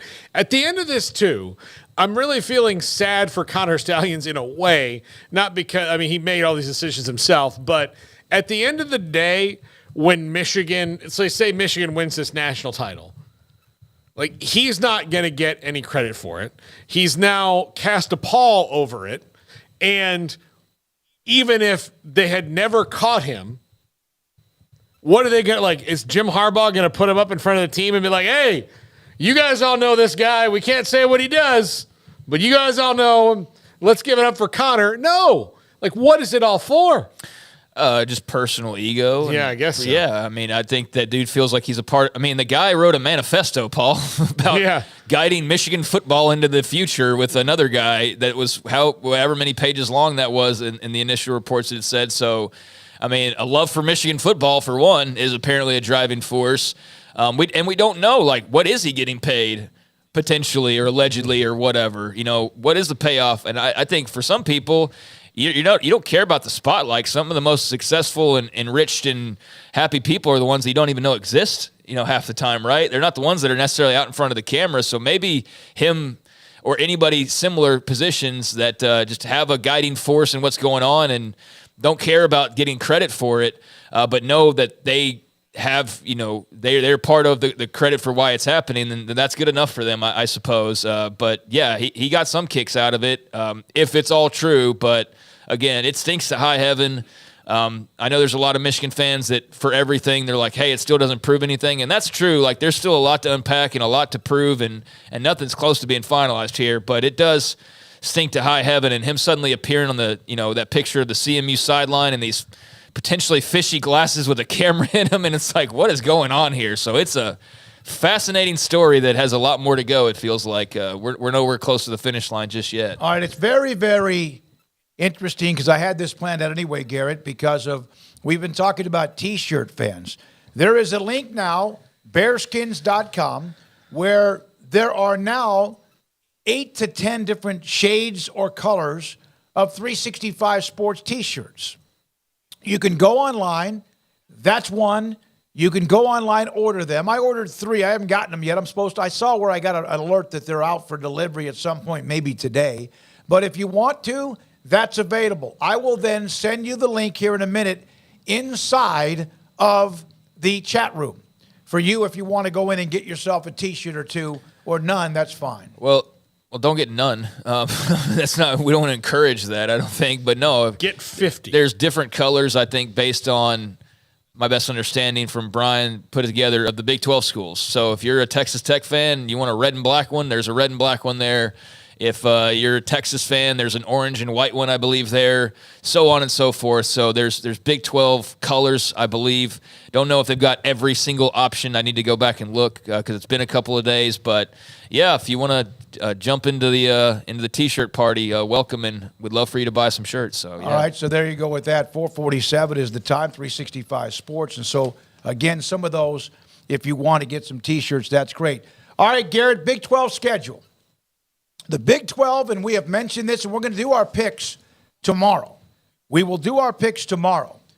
However, I'm hunting it down. Hang on. Okay, all right. We're going to go over the games because there's a game tomorrow night, and 2 teams that absolutely need a win. A lot of games this weekend that teams that need a win. All right, we'll start with Thursday night. must wins for a lot of teams. But TCU and Texas Tech, that game on FS1 in Lubbock. Are any of these on our picks for tomorrow? I will. I'll tell you that later. I think there's got to be at least two of those. Two of them, right? Got to have Bedlam and Kansas State, Texas, Yeah, right? I would think so. But I mean, I don't know. That's Paul's call, Paul and Levi's call. So that's why I was wondering how deep we want to get into, not necessarily predictions, but yeah, TCU Tech's a big game for both. Both need a win. Bowl hopes are hanging by a thread. They both had some bumps in the road, maybe unexpectedly this season. Certainly Tech was expecting a much better run at this point. I think TCU was, despite all of their changes as well. So for TCU, a win here, they'd be in a good spot to win a bowl game. Don't win here, and it's a little bit trickier. For Texas Tech, it's almost a must-win in that regard. Like, they have to win this game. Otherwise, you'd have to win out, and that's not going to be a guarantee by any means. So in Lubbock on a Thursday night, I think definitely makes it a bit more spicy than if it was just a Saturday afternoon game. But having Baron Morton back will also be helpful, you'd imagine, for Texas Tech. So, yeah, interesting game. I've seen a lot of Texas Tech picks based on just perusing around a little bit. I don't know about that myself, but it's going to be an interesting game. That's for sure. I don't know which way to kind of go beyond just the fact that this is a toss-up in many ways. Yeah, and it could have been, man, based on what the momentum was out of last year. Neither one of them have taken advantage of that in any way, No. TCU or Texas Tech. And then, my God, 11 o'clock on Saturday morning, the big noon kickoff will be there. I saw where Matthew McConaughey will be the guest for McConaughey will be the guest for Texas. And I have this to say, I think he's one of the coolest dudes ever. I love almost all of his movies. But I do have this to say, because some other places host game day or big noon kickoff, and I don't know if it's always the same person at certain schools, but is there anyone else that UT could ever have that's as cool or at some time be the guest picker other than him? I think you don't. I love the guy. Yeah, and I think it's Matthew McConaughey. Like, he's a movie star. I don't think that there's. I know Texas has a lot of other alums. I don't know. Get Paxton or whoever wants to rattle off like who would be better options. I know we could go the athlete route, but that's we could always do that. But I mean, Matthew McConaughey is a pretty big dadgum star, so I don't think you can get too much bigger than him. Actually, I'll tell you who could rival it. John Hamm. I don't even know who that is. I don't think he's a bigger star than McConaughey, though. No, he's not. Owen Wilson is a UT alum. That'd be fun. Yeah, I would love that. Let's see. Renee Zellweger. Don't know if she's a college football fan. Okay. Let's see. Like, those are the Somebody just said The Undertaker. Yeah, he's not an alum, though. He didn't go to Texas. Okay. But he still would be good for He's a T-shirt fan. Natalie Portman. She's not a Texas. She lives in Austin, last I remember, and she has a cameo in a Baylor Texas basketball game from years ago that's still semi-viral. It was a football game. We were there. That was a football game? Yeah, it was a football game. Yeah, I thought it was I've always thought it was a basketball game. She was at the football game. Yeah. Yeah, you remember? Yeah, you remember, don't you, Paul? I remember. Yeah, I remember her cameo. Hey, listen, if Princess Amidala and I are in the same room, I'm gonna know. No, yeah. Sandra Bullock. Yeah, she lives in Austin. So. Okay. Yeah, The Undertaker would be cool. I mean, he's a big UT fan, and him and Mark Henry, another former wrestler down in that area, are big-time Texas fans. So I could see that. I was trying to figure out if there's a site that has, like, everybody's history of pickers so we can kind of pick them off. But I don't know. Matthew McConaughey is a pretty dadgum massive star. I love the guy. He's very cool, and he's always, he's on the sidelines and all that. My only is that if they've had 50 game days, how many times have they had Matthew McConaughey? How many times has it been him? Yeah. He's a kid from Longview High School, Longview, Texas. Excuse me. Somebody asked if John Hamm went to Mizzou. He did. He went to Texas and Mizzou. Yeah, he did. So maybe he's more of one than the other. I don't know. I know he's from St. Louis originally. He would be. Look, he's great to have on anything. Yeah, John Hamm's great. But I do think that, like, part of it is that, every time they go to Oregon, they have Ty Burrell, who's from Modern Family. And part of it is because Ty Burrell's a huge college football fan, and he's hilarious. And so it's a winner. And Matthew McConaughey looks at things different. Like, just the way he's going to say it. I mean, he's funny, and the way you're going to ask him, like, all right, Matthew, what do you think about Bedlam? I'm sorry about my friends in Oklahoma going to not have their rivalry, but, things are better down here in Texas, Somebody mentioned Joe Rogan. He lives in Austin. I don't think he cares one iota about college football. I don't think he cares one iota really about most sports in general outside of MMA. But yeah, he's around town. But yeah, I don't know how much he cares about that. Glenn Powell. That would be. He was on. No, he was already on. Yeah, he was on last year. Yeah, Marcia Gay Harden. Yeah, Marcia. I don't think Marcia Gay. She's definitely not bigger than McConaughey. She might. Listen here. If Marcia Gay Harden is a college football fan, I would love to interview her. She's a fantastic actress, and talk to her about college football. God, I want to say something I'm not going to. I doubt that they're going to get everybody in Austin riled up. Like, hey guys, did you like the movie Space Cowboys? How about the romantic lead, Marcia Gay Harden? Don Johnson. All right, we've spent time on Texas game day picker here. I like him. I really do. I just always like. Is he the only one they want to show? It's kind of like when Colt McCoy and Shipley were both quarterback, wide receiver. It's like those are the only ones that had parents in the stands, and you always wonder about what about the other 84 guys on scholarship that have parents? Jordan Shipley, maybe a Colt McCoy or someone like that, but. It will be McConaughey, and good for him. I think they should have Don Johnson, but only if he comes in character from Django Unchained. Yeah, okay. Oh, you go Miami Vice, the burnt orange undershirt and a white blazer. But the Django character, that would be interesting. All right, there we go with that. I did not know about the Undertaker living in Austin, but that would be pretty cool. It would be unique to have him. It's 4:55. Guess we'll get to the other games later. No, we're going to go to the games now. You have them, Garrett? We'll have Scott Drew early on in the 5 o'clock hour, then Colt McCoy. Kansas State, Texas. I cannot wait to watch this game. These two teams have played in some dramatic ones before, and here we are with them playing 11 o'clock. It's not an elimination game, but, man, you're a game behind plus a tiebreaker, whoever doesn't win this game. Yeah, and I saw Katie Rader's tweet out of just looking over about there's lists like that on Wikipedia. I've looked, Katie, so if you find a game day list that has like the specific guest pickers for every week or for like Texas, for example, then pass that along because I've Googled to no avail to try and find something that's comprehensive enough, but appreciate it. And, K-State, Texas is going to be awesome. I mean, I think whoever wins this game is probably in the Big 12 title game. That's just my opinion with 3 weeks to go. I think it's setting up that way that those are two of the 3-4 best teams in this conference. Something's got to give here. Somebody's getting another loss in league play, their second, and won't be ruled out of still having a chance, but will have pretty slim chances compared to the winner. So, this is a massive game, and being in Austin, I do think makes it a little bit more interesting because I would go KSU with if it was in Manhattan, I would go them without question, but it's making me think a little bit more of this game being in Austin. All right, so then we go down the next line, Bedlam. I'm telling you right now, I'm going to give you my pick right now. I know Oklahoma has a huge edge in the rivalry, but Oklahoma State, I just love the way they're playing.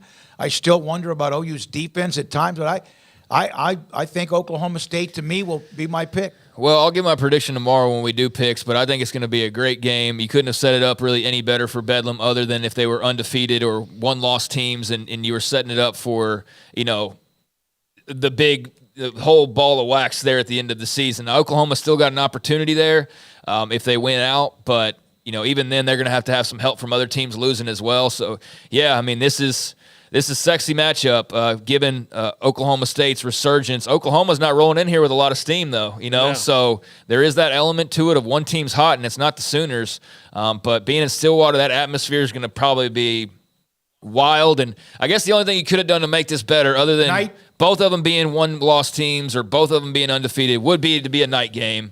But it is what it is, this will still be great. Remember the game a couple of years ago in 2021 when Oklahoma had the ball late in the game? It was an unbelievable shootout. Williams had brought Oklahoma back to the point of where they could win the game, and if they had won the game, they would play again the next week. They didn't. Oklahoma State played Baylor, and we know the dramatic ending to that one in Arlington. I would all the things you said about it's in Stillwater and, Oklahoma's come limping in, but the only team that apparently is immune to Stillwater has been Oklahoma, based on the history of Bedlam. They don't seem to – every other team in the Big 12 goes in there and either – plays their worst game and wins or plays their worst game and loses at different points in their history. It happens so much because it's such a hard place to play, except for Oklahoma, who just doesn't seem bothered by it. No, they have Man, it was such a great game a couple of years ago. I hope it's like that in some way, whoever wins the game on Saturday night or afternoon. Houston and Baylor, we've discussed this one. Let's move on. UCF and Cincinnati, it's kind of the same thing, isn't it? I was really disappointed that UCF, but both trying to win their first Big 12 game, UCF did not really have much against West Virginia, and that might be more me not giving West Virginia enough credit because I thought that they might be on the way down. No, I think this game is interesting that somebody's getting their first Big 12 win. I think it's a shame that it's going to come against another new school. I mean, because you'd rather, beat Kansas or Baylor or Oklahoma State or somebody in one of the more traditional schools. But regardless, beggars can't be choosers, and both these teams are begging for their first conference win. So they'll take it however they can get it. I think West Virginia was, a team that deserved to win that football game, but I mean UCF threw up on themselves a lot in the game, and that's not taken away from West Virginia. But to your wondering about like their performance, like, well, you can't turn the ball over a bunch of times. I mean, UCF got into West Virginia territory on multiple occasions. They couldn't convert it into points. So that certainly played into the outcome. I don't know if a couple plays go differently. UCF necessarily is an automatic winner in that game. But, that's one of those you look back and West Virginia made plays and UCF didn't make plays, and West Virginia came out the victor in that one. So I'd expect UCF to still play a solid game. I don't think they played bad. They didn't execute well enough. And then, Cincinnati, it kind of is what it is with them at this point as well. They've got a good defense for the most part. But, the Emory Jones situation and all that, it's just, they're a bit of a mess offensively outside that run game. So, yeah, something's going to have to give because Cincinnati's run game versus UCF's defense will be very interesting to see what the Knights can do. But, Cincinnati's defense against JRP and company, that could be interesting too, but they got to protect the football. And a game that's getting completely overshadowed in many ways because of K-State, Texas, Oklahoma, Bedlam, and Oklahoma State. Two teams that are right in the middle of it. Kansas jumped right back in it because of the win against Oklahoma, and Iowa State on their 4-game run. Yeah, I like this one to be a kind of an interesting game. That Kansas is probably the overall deeper team right now, but Iowa State's just playing well. I mean, they're doing everything Matt Campbell wants them to do at this point. So, and it's in Ames, so that makes everything that much more difficult. Yeah, I don't know. This one's going to be tough. This is that we have 3 Big 12 games and 2 SEC games on our picks this week, guys, because those are the best games in the country out of those 2 leagues. So usually I try to get everybody covered, but this week it's just 2. I mean, this is a huge week in the Big 12, and this is not a game that you had circled necessarily, but it's one that we've arrived at and is a really fascinating game. And KU, more of their bread and butters on offense and with that run game. And Jason Bean's been really good in relief, although he can't perform necessarily like he did last week and, have no touchdowns passing. But just the one on the ground was a huge play. Don't get me wrong, that was a massive play. But he had a couple picks. The passing game wasn't great. And then you got Iowa State, who's more known for their defense. Their offense is kind of figuring its way out along the way. Yeah, this is going to be fun. This is going to be a coaching chess match. This is going to be a rock fight. And this is one of those that you raise the hand to the victor afterwards, but he's still got a swollen eye and a big fat lip and blood coming out his nose, and the other guy just looks a little bit worse. That's what I expect with this game. Speaking of that, I watched the replay of Ali Frazier in 1971, the first one, and my God, they both beat the hell out of each other in that game. That was emotional watching it, 52 years later. Now, here's the one at the bottom. It's a night game. West Virginia and BYU. Provo gets a game at night. BYU, way to go. Way to go. I said it 4 times yesterday, did I not? Yeah, you did. You did well. Well, Craig wasn't here to pressure you. Craig was being sarcastic. Like Stan in the chat room. That was a really good win for West Virginia last week. I mean, I was just talking about UCF. I mean, from the standpoint of UCF, they have to protect the football better. But some of that also was West Virginia making plays and forcing mistakes and the like. So I was really impressed by West Virginia getting that win last week. They fight hard, man. And they're not the sexiest team in the world, but they're pretty good. They're just a good team. And I think Garrett Green's coming along offensively. So, yeah, I like West Virginia. This is not going to be a part of our picks, I would imagine, right? No. Okay, yeah. So I'll take West Virginia in this game. BYU's a fine team. I don't know that they're a good team right now. There's just not a part about them that I really love or that I really want to embrace. Like I think there's still issues defensively. I think that their offense leaves a lot to be desired most of the time. So, yeah, I think West Virginia, especially in Morgantown, ought to be the clear favorite here. Not to say BYU can't go in and play a game that, gives them the win in the end by getting turnovers or, just clicking a little bit better. But I do think that West Virginia is a better all-around team at the moment. So, yeah, I would think the Mountaineers probably take that one and shoot another win in the win column for Neil Brown, and they're cruising, baby. It's not, perfect by any means, but it's a lot better than many people, including myself, expected rolling into this season. So that's been a good story for the Mountaineers in the Big 12. Even though not everybody's loving that they're winning for Neil Brown. No. There's still plenty of people that are like, can we win but not with Neil Brown? Because that's what we would like to be able to do. That's at least some segment of West Virginia right now. All right, when we come back, it's 5:04. And Scott Drew, Baylor men's basketball next Tuesday will open up against Auburn. Their non-conference schedule, like so many, is just a hammer's row, a hammering, battering ram.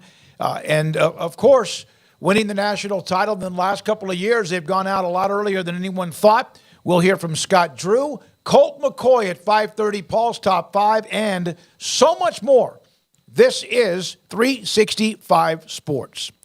There are new cycle bikes at Waco Regional Tennis and Fitness for cycle class, for spin intervals, for any class in which you do what you call spin class. Brand new bikes available. And they have a bunch of the older bikes available. If you want one, you can buy one for $200, much less, of course, of the cost. They've been ridden a lot, miles and miles and miles, with those who attend the class. If you're interested in buying one of the bikes for $200 that are being replaced, you can go to the gym and request that. And there's probably 15 or 25 that are available. But my goodness, the last couple of days on Monday and Tuesday, the new bikes with all of what they have in front of you, it tests you like you've never been tested before, even if you used to ride the cycle bikes or the spin bikes heavily. It is amazing because it tests you. You have an Apple Watch, you can put it in front of the screen. It will tell you everything you need to know right there like evidence on a film when it comes to playing the game of football, but it's right there in front of you, and it makes you compete against yourself even more. Waco Regional Tennis and Fitness with a brand new spin bikes. Classes available Monday through Sunday at Lakeshore Drive in Waco.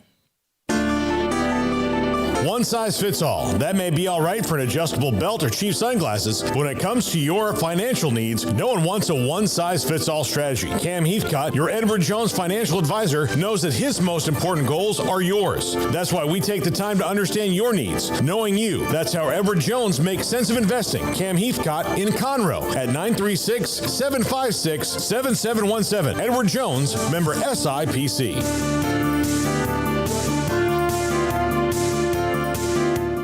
TFNB Your Bank for Life is the official local bank of Baylor Athletics. Find out why more Central Texas are making TFNB their bank for life. Sign up for our Edge checking and savings accounts to earn interest or cash back. With 5 convenient locations and an award-winning mobile app, banking has never been easier. TFNB Your Bank for Life. Member FDIC. Petty Clinic Men's Healthcare in Woodway is now proud to offer you men an exceptional weight management body sculpting product called semaglutide, also known as Ozempic or Wegovy. Semaglutide is an FDA-approved weight management medication. Once-a-week injections of this powerful medication offers an average body fat weight loss of 20% within the first year of treatment. In addition to body sculpting, semaglutide also normalizes blood sugars and has the clinical research proof of reducing blood pressure, cholesterol, stroke, and heart attack risk. If you're like most men and you have stubborn fat that will just not respond to typical diets and exercise, then help is finally here. Semaglutide, affordable, highly effective. Google search Petty Clinic Waco and reach out to the Petty Clinic team today for a free consultation with Dr. Petty to see if semaglutide is right for you. Go to pettycliniclowt.com. Baylor Scott and White Southwest Sports Medicine and Orthopedics, the team physicians for Baylor Athletics, diagnosing and treating all sports-related injuries, including concussions. These specialists also provide orthopedic services for athletes and non-athletes alike, whether it's knee or shoulder pain, a wrist injury, orthopedic spine care, and even an arthritis and total joint clinic. Trust the doctors Baylor Athletics trust. Baylor Scott and White Southwest Sports Medicine and Orthopedics wants to get you back in the game. Cars priced right, day and night. Average your car in Texas. Trucks built for you, red, white, and blue. Average your car in Texas. Cars that zoom with lots of room. Average your car in Texas. Count on us, a dealer to trust. Average your car in Waco, Texas. This is 365 Sports, powered by Sikkim365.com. The 5 o'clock hour is brought to you by Edward Jones and financial advisor Cam Heathcott. Edward Jones, making sense of investing. Now here's David Smoak, Paul Catalina, and Craig Smoak. Baylor's National Championship head basketball coach Scott Drew with me, David Smoak, 365 Sports, and thank you so much. It's almost launch time, and I mean not lunchtime, but launch time with the season just around the corner. Is this like Christmas a month or two early for you? Well, you know what it is? If you haven't bought your Christmas gifts, and it's December 24th. That's more like what it's like, because when you're getting ready to play the first game, you're always trying to scramble to make sure, did we get everything in we need to get in? Do they really know it? And then you try to fine tune things at the same time. You don't want to get anyone injured. And for us, it's a great platform because playing on Tuesday, ESPN national platform.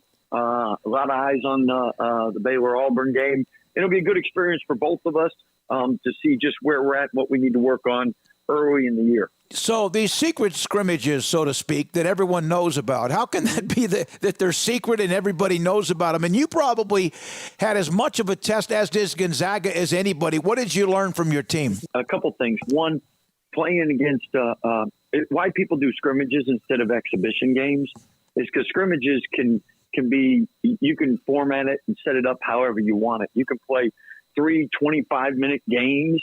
You can play a 20-20-20. You can play 5 or 10, game-ending situations on the side outs, and do all kinds of different things because there's no length limit to it. Meaning, if you play in an exhibition game, we know we got 40 minutes to get everybody in, and unless you get overtime. But in this case, you can do and work on a lot of different things. So that's the advantage to it.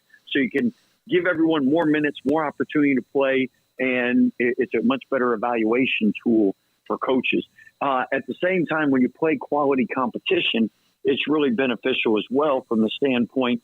Now, sometimes back in the days, a lot of exhibition games are against Division II teams, and you don't really get a good sense of where you're at or what you need to work on. But we had 2 scrimmages, one against A&M, one against Gonzaga. Both of them we were able to play a lot of guys, work on a lot of different things, play a lot of minutes, and use them as good evaluation tools to get ready and hopefully put us in position to be successful on opening night, especially in years where you return 6 of the top 8 from the year before, or 7 of the top 9. I mean, it's a little easier to know what you have. In years where you don't return as much, you really need these opportunities to see what people do against other competition and what lineups and people play well with each other. Is your team constructed, at least the skill set wise, more like 2 years ago, 2021's team, or is this a different version of what we've seen? Too early to say. Okay. Why I say that is I think we have great depth, and that's one thing. How I make my assessments, not only in our scrimmages, practices, but more importantly, we have scouts every day at practice. So most scouts have by now have seen 20, 25 different teams practice, and just asking them, how do our team compare? What do you think? What are your thoughts? Guard play, big.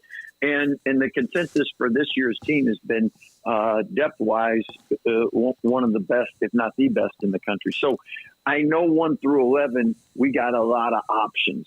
And now the trick is, in the game, you only play 5 at a time. So you got to figure out how to utilize that depth to make it to your advantage. But I know we have depth at the guard spot. I know we have depth at the wings, and I know we have depth up front with John, Josh, and Eve. A lot of people say that's one of the best collection of bigs out there, if not the best. So, but again, you're only playing one at a time at each position. So how do you maximize and utilize where you're getting into the other team's bench? You mentioned all of those positions. You've had such a good perimeter shooting team, and it's sometimes elite and great. You lost a lot of that over the last couple of years, though. Do you feel like your team, you adjust to the level of type perimeter shooting you might have? Well, that's an area where threes count more than twos, and we try to bring in guys who can make shots. So at the same point, that Adam, LJ, and Keontae were 3 really efficient scorers and shooters. So for us, each team, you have different strengths, and you need to utilize each team's strength. This team, more length, more physicality, does a good job driving it, getting to the paint, getting to the rim. So we'll utilize what we feel gives us advantages in each and every game. But I would hope that if guys always know their role and take the shots they're best at, there's no reason we can't shoot a high percentage from 3. You mentioned the guys in the interior, the Jonathan and Josh, and then Eves, who's obviously ahead of his time, mature beyond his years, like a lot of the other incoming players. Does that allow you to play the defense Scott Drew wants to play because now you have depth and also legitimate rim protectors? Good defense. At the end of the day, you can test the shot and get the rebound. So if you're hopefully having them take the right shots. I mean, everybody knows in college basketball, you want them taking long 2s and not open 3s or at the rim. The rim protectors hopefully make it hard to finish around the rim, and guys giving great effort and being able to sub in people. So, because we all know fatigue makes cowards of us all. So being able to sub in freshness. Normally the more guys you play, the better defensive effort you get, but hence you probably get more turnovers because the fewer guys that play, better rhythm you have. So there's always a give and take, unfortunately. But I would think this group definitely has the capability to be a good defensive team. At the end of the day, Eve and Josh, really talented, but still freshmen and sophomores. Right. And they're going against, with the COVID, 5th and 6th year guys, which does make it's still different. It's still a different experience for a lot of freshmen out there. And that's why all the freshmen's numbers have been down the last year or two. I know Houston's Kelvin Sampson had one of the best lines at the Big 12 Media Day. There's not a lot of Shih Tzus or even maybe Lhasa Apsos or whatever. There's a bunch of Dobermans, German Shepherds. I think he said Pit Bulls and Rottweilers. You've known that because you've had to play that schedule. He knew that, and they're really good. Does that describe the Big 12 with the new teams coming in, and also, my goodness, the next wave next year too?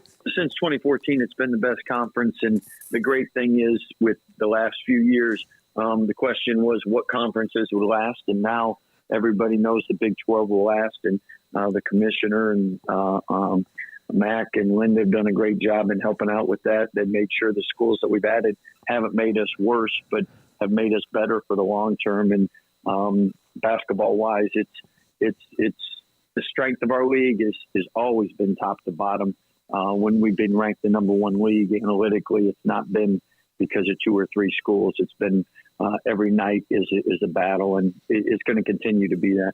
Scott, is this non-conference schedule, as much as you have played some dogs over the years, alphas, top 5, 10 teams, is this one more challenging, or is this about what you expect? We play always a really challenging schedule. This one probably is a little more challenging from the standpoint where some of the neutral games might not be truly neutral, and it'll be harder on us as far as it'll be more like road games. But we've always tried to play elite competition, and sometimes when we play them, they're ranked high. Sometimes they start high and aren't as high when we play them because of early season losses that they had or whatnot. But we always at third, I think it was third toughest schedule last year.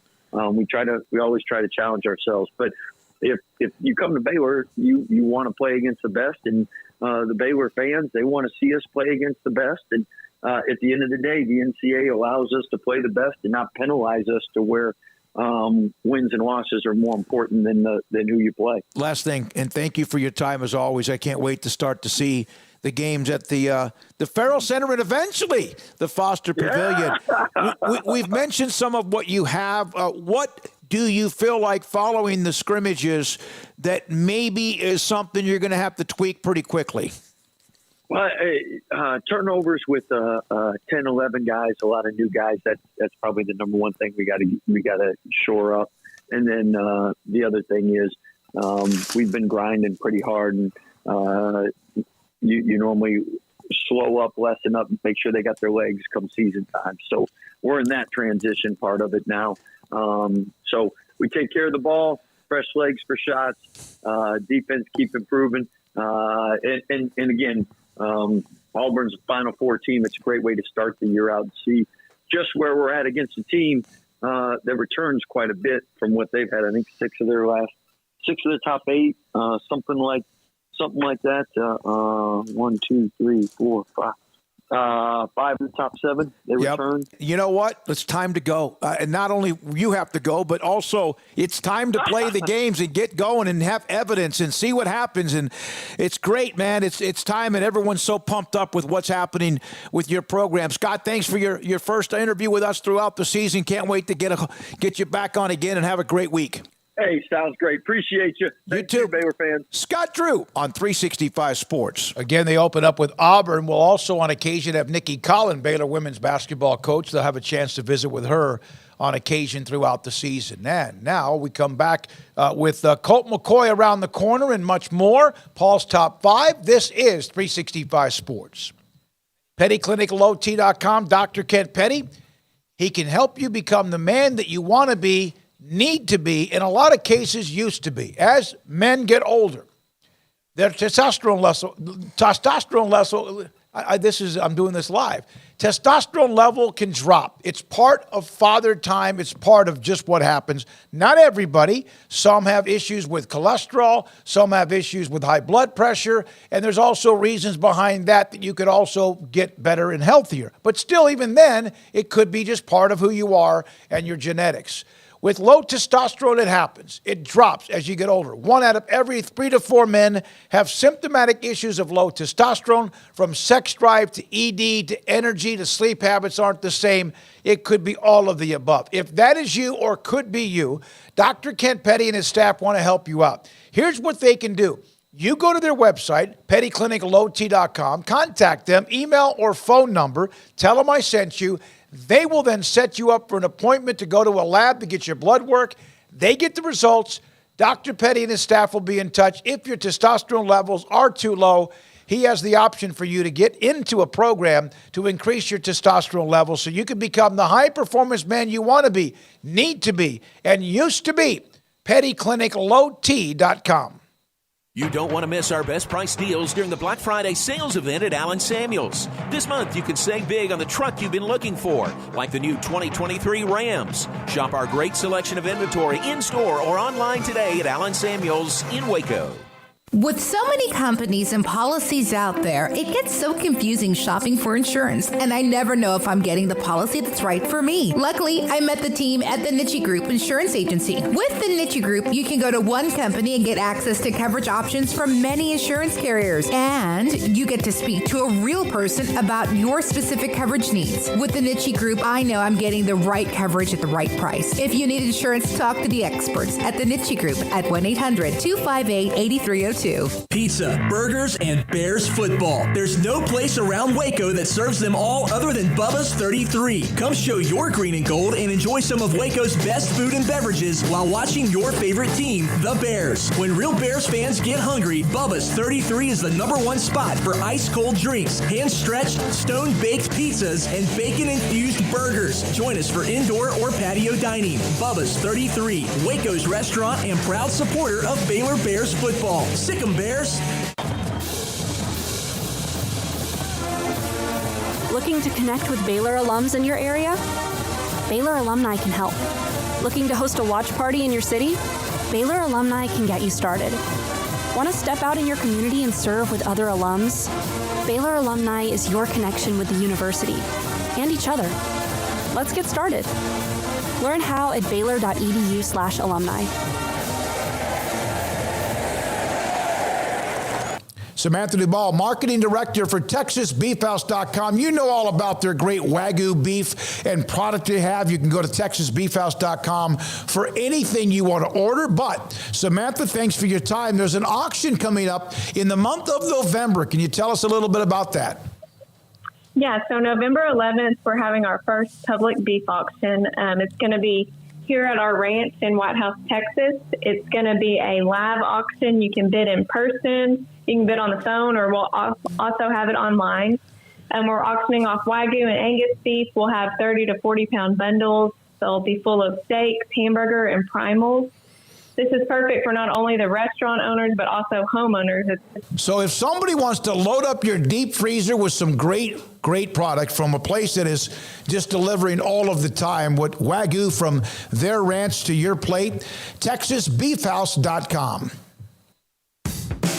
365 Sports is turbocharged by Unite Private Networks. Find out more at UnitePrivateNetworks.com. Here we go with 365 Sports. We'll take you up until 6. Paul's Top 5. What's it on today, Paul? It is Heisman candidates. Yeah, I don't know who I'd vote for right now. Yeah, I'm not trying to sway your vote at all. You're an independent thinker of your own volition. I'm just throwing out. Sometimes that's a problem. An independent thinker is not a good thing. Just throwing out guys. Sports Tonight, by the way, on the CW is 365 Sports Tonight at 10:30 on the CW. Here's a couple of nuggets from the media blitz that I get every week. It's an email that comes to me. Georgia's win against Florida, the 18th consecutive win against an SEC East team. That's not a surprise, because of the fact they're on this nice long winning streak. The last loss they had in the East was against Florida in November of 2020. Here's another note. The 18-game win streak against SEC East foes is Georgia has won by an average. This is in their own division, has won 18 straight by an average of 27.3 points a game. Yeah. Man, I remember back to 2020 when Florida beat Georgia and they thought that Dan Mullen had figured things out, and then, man, they got tired of him real fast. They got tired of Dan Mullen. The minute that Georgia won a national title, they were like, okay, well, or was contending for it again. They were just mad about it. But yeah, they did get tired of him fast. Man, how things have changed in such a short amount of time. Georgia is. They are the happy recipients of the most down era of probably the SEC East in its history, but they still got to go win those games. And even when you have down eras in conferences, just ask anybody in the Big 12. Look, ask Oklahoma in their run through the Big 12. They weren't all easy, even though that maybe the conference wasn't at its pinnacle of having all the best teams that were all top 10 teams. So there's that on Georgia and the SEC East. Oklahoma's 18-game winning streak against Kansas, it's active, longest streak up until the loss in the AP poll era. It's the longest active win streak against any opponent in the AP poll era since 1936. OU against Kansas. That's how long that one was broken in Lawrence. It was the Jayhawks' first win over an AP top 10 team since they routed who did they beat in the Orange Bowl back during that year with Mangino was the coach? Kansas had lost 19 straight against the top 10, which, again, a lot of people don't win games against top 10. Even top 10 teams lose games against top 10 teams. Their first since that year that they were fantastic back in 2007 and played in the 2008 Orange Bowl. Before beating Oklahoma, Kansas had been no wins, 99 losses, and one time all-time against AP top 10 opponents after trailing entering the fourth quarter. The tie was against Colorado in 1977. Well, it just goes to show what long odds there were. Good win for Kansas over Oklahoma. And, yeah, I mean, Lance Leipold's done a great job there. So, yeah, it sounds like they made some history. And I don't know. When I hear all these numbers and streaks and stuff, my brain just doesn't operate the way others people do when they hear all that stuff. And it all just sounds to me like Oklahoma's been dominating that series, and they clearly have been. And that just speaks to just the volume of how impactful and how big that Kansas win was last week. It was bigger than just, handing Oklahoma a first loss and ending their unbeaten season and maybe their playoff hopes. We'll see. Maybe they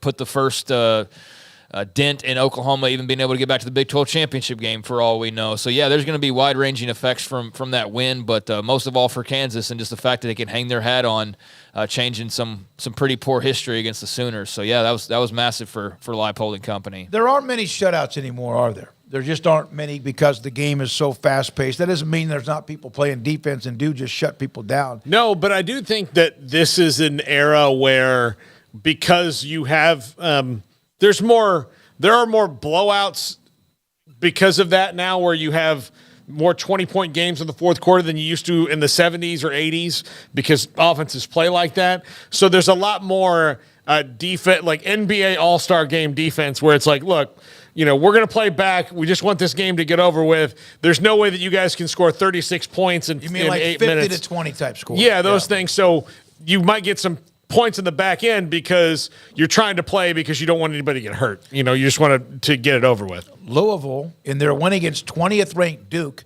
shutout win 23-0. It's the first time they've ever shut out a ranked opponent, whether they're ranked second or 23rd. And so a heck of a nice win for Louisville over Duke, who's really salty, very tough team with Mike Elko and company. And so Louisville's first ever shutout win against a team ranked no matter where they were in the top 25 poll. Today, the Texas Sports Hall of Fame released their newest class. A couple of great UT Longhorns, Jamal Charles, Colt McCoy. Both of them will be inducted into the class of 2024. And Colt McCoy joins us today on 365 Sports with Craig and Paul. And I'm David Smoak. Colt, you won a lot of awards.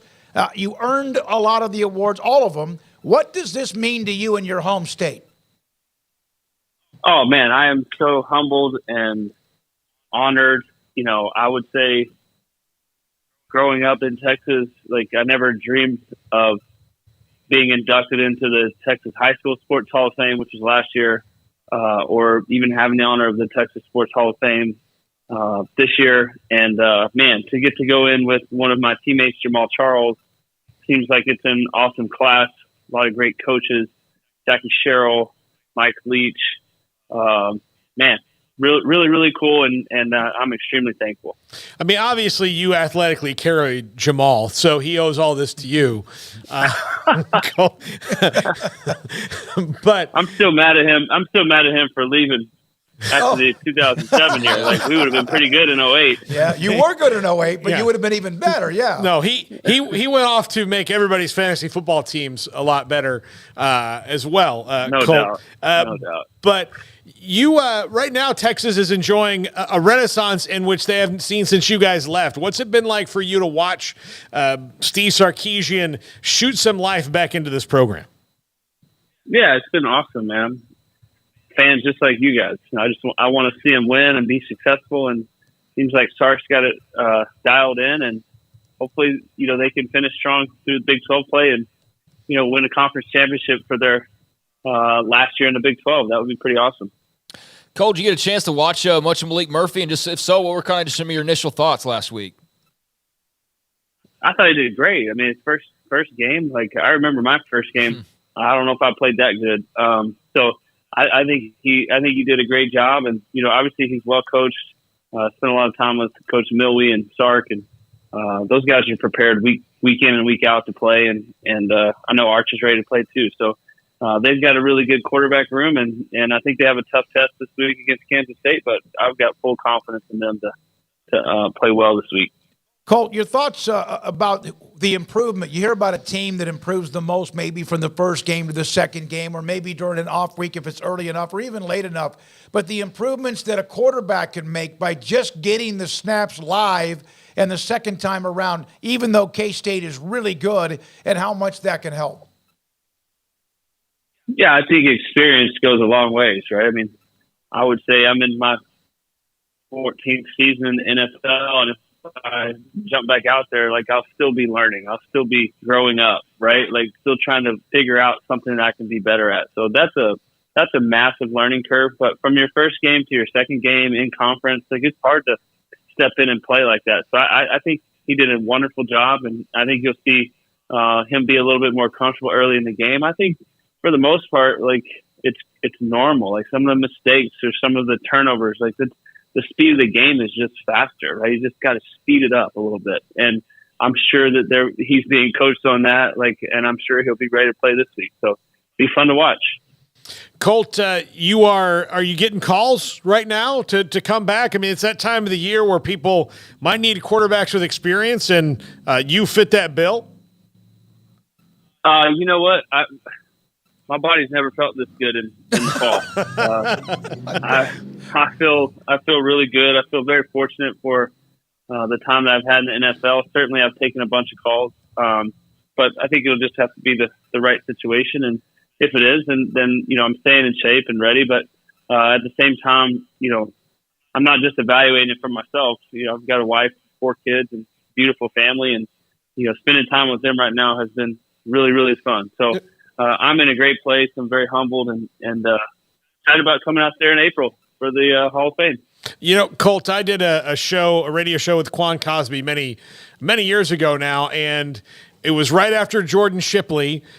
He had gotten released, and we had him on, and I asked them, I said, do you guys miss it right now? And they're like, well, I mean, playing, yes.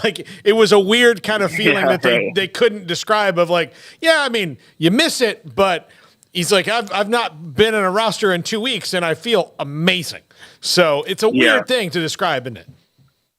Yeah, it's hard. I certainly, battled really hard this offseason. I had a little elbow surgery, fought my way back, felt like I had a really good training camp and was ready for the season, but these things happen. I've been through coaching changes before, and you never know, what they think or what they want, and you got to let them do what they want to do and bring in who they want to bring in. And unfortunately, I was off the list, so that's okay. I mean, I hold no grudges. But yeah, I mean, football is amazing. It's afforded me so many unique opportunities, and I've got to play the game that I love for a long, long time, and I'm very thankful for that. And we'll see what happens. I'm in a really good place, and again, my body feels great. My family is doing well, and there's a lot of life left to live outside of football. But in saying that, we all love the game. We all want to play, and if it's right, it's right. And I'll do it. Colt, you had to start your first ever game as the Texas quarterback in 2006 after their national championship team. In fact, I remember that game. And then I know you had a hell of a game at home against Ohio State the year before Texas had won. I know you didn't win that game, but there you are. You're starting at UT. There's a history, there's a tradition, there's a legacy, a lineage, all of that above to be a quarterback at UT. What did it mean to you? Oh, I mean, I'm so thankful for my time at UT. I mean, I went to a small school out in West Texas and never dreamed I would have the opportunity to go play at the best university in the world.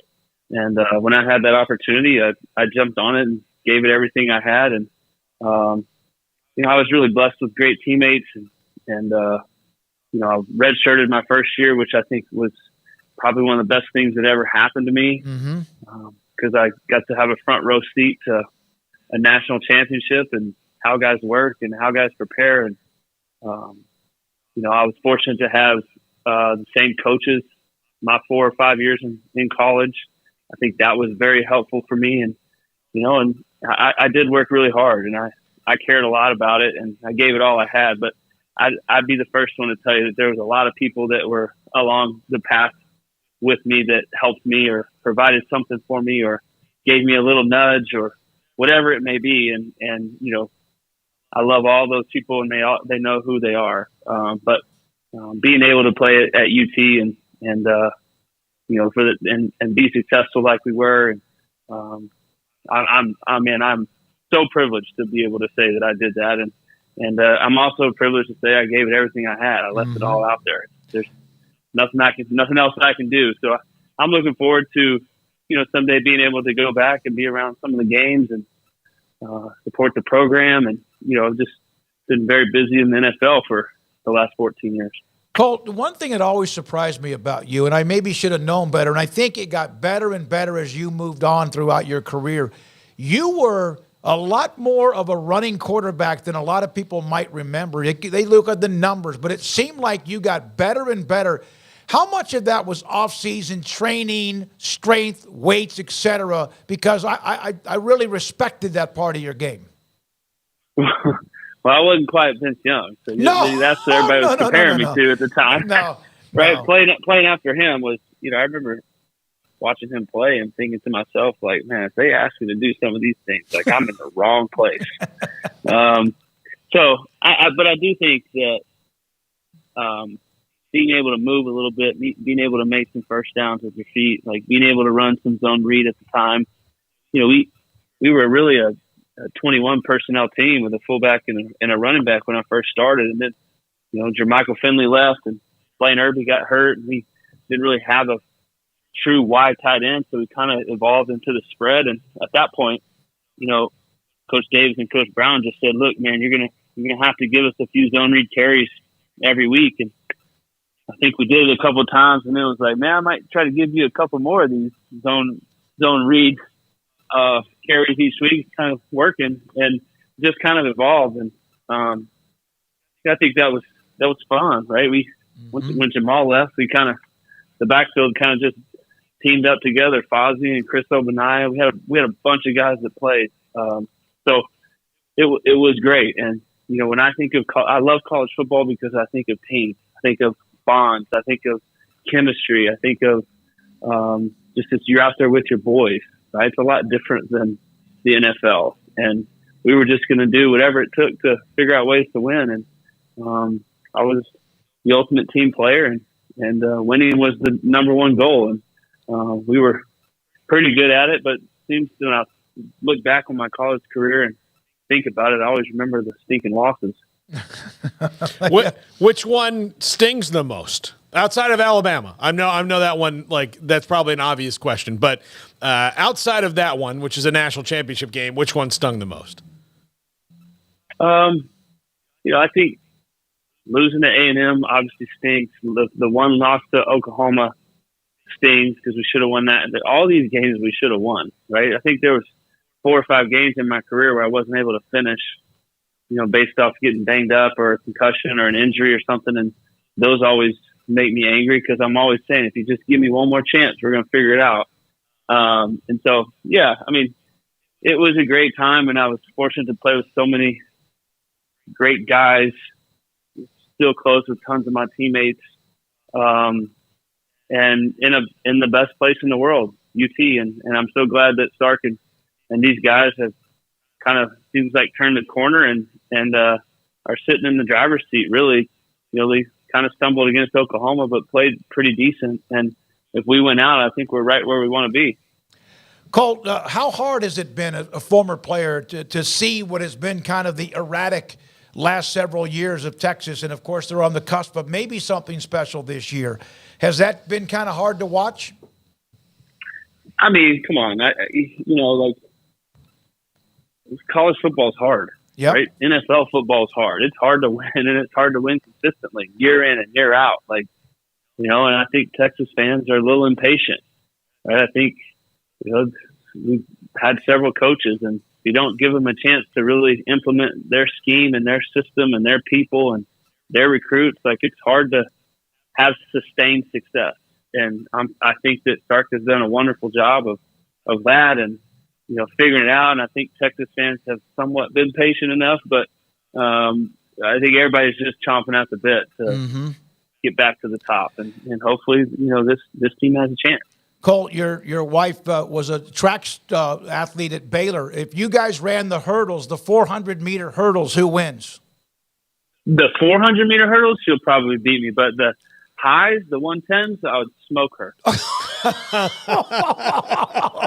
There you go. The competitive drive of Colt McCoy. You're going to be inducted, and we mentioned that, and that's fantastic. I'm on the ballot committee and also fortunately to have a vote, too. And I'll see you then at that banquet. It'll be great. You're being inducted into this Hall of Fame, and there are so many amazing names that have been inducted. And now you mentioned how proud that is. You realize that some of those that have been inducted before you and all of what this means in the history of this great state? I tell you what, I that's why I started this phone call, kind of just saying how gracious I was and how humble I am, because I do know, like, Texas is the best place in the world. There's so many athletes. There's so many people who have done amazing things, and to have people vote for me and want me in this Hall of Fame, like that's extremely humbling, right? Where I come from and how I grew up, and that just wasn't ever on my radar. And for it to be happening now, it's just I kind of just have to pinch myself every now and then to recognize, how fortunate I am to be in this position. And it's a really cool honor for me, but also for my family and also for all the people that I was around, my coaches, my teammates, the staff, the trainers, strength coaches. You can just go down the list. High school coaches. It's just really, really cool. You know what? If I don't think about this, and we've talked about some of the athletes, Paul's brought this up about Earl Campbell, who's a great friend of the show. You don't hear anything bad about Colt McCoy. And I'm not talking about things. I'm talking about you played the game the way it was supposed to be played. Yes, there's rivals that probably didn't like you because you were the quarterback at Texas. But you were one of those that was easy to like, whether you liked Texas or not. How much of that was instilled in your body and who you were as a young man when you were growing up in Tuscola? A lot. I'm very thankful for my parents and my grandparents and the small town that I was raised in. The people there, it's just very hardworking, humble community. And you learn a lot that way. You don't realize it until you leave. But playing in the NFL in New York City and Washington, D.C. and San Francisco, and all these big places, there's a big part of me that just wants to go back home and be around all the people I grew up with, because it's a great place to live. And so I'm grateful. I'm honored. Thankful for the way that my parents raised me. And at the end of the day, to be honest, I think I just was very fortunate to come into a wonderful situation at UT. They had been winning 10 games a year before I got there. And, the standard was kind of set, and, the expectations were there. And I just did not want to let anyone down. I didn't want to disappoint anybody. And I was scared of that. And so I worked my tail off every single day and made sure that everybody around me was doing the same thing, and that we weren't going to be the recruiting class or the team that, let all those guys down in front of us. And so I was able to play 4 years, which hardly ever happens anymore, right? Just the state of college football and kind of the portal and NIL, the transfer stuff, like nobody really stays and plays 4 years anymore. And so for me, like I looked at it year to year. I wasn't looking at the NFL. I was totally focused on winning games for the University of Texas. And I took a lot of pride in that, and so thankful that we were able to do that. an extent. Last question, Paul. I just can't wait for you to talk to Jackie Sherrill and ask him about all the different ways, not only at A&M, but at Mississippi State, that he used to motivate his team when they would play Texas. Once at Mississippi State, Right. I'll never forget this, he castrated a bull before he played Texas. And I would love to hear him describe that to Texas players. Yeah. Yeah, that's respect man. right there. Well- That's major respect there. Oh yeah, everybody's trying to do something, especially when we're good. Figure out a way to knock us down. We're familiar with that.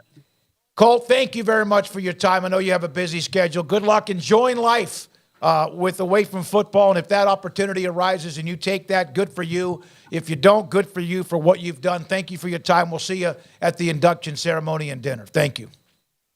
Okay, thanks guys. Colt Enjoyed it. McCoy. See you, Yeah, see you yes, in sir. April. Former Texas quarterback. He is a part of the class. Jamal Charles, among others, inducted into the Texas Sports Hall of Fame. Think about that. The state of Texas, and he is, and others are a part of being immortalized forever. Breaking news as we were on with Colt, former Indiana and Texas Tech head basketball coach Bob Knight passed away at the age of 83. That just came down. A bunch of the media outlets, including his legacy account, that Bob Knight, at the age of 83, passed away. He was a player, won a national title as a player at Ohio State, won 3 national titles at Indiana, and took him to 5 Final Fours. He was at Texas Tech. A lot of Tech fans are on the chat talking about it. Won 11 Big Ten regular season conference championships. Rest in peace, Bobby Knight. Yeah.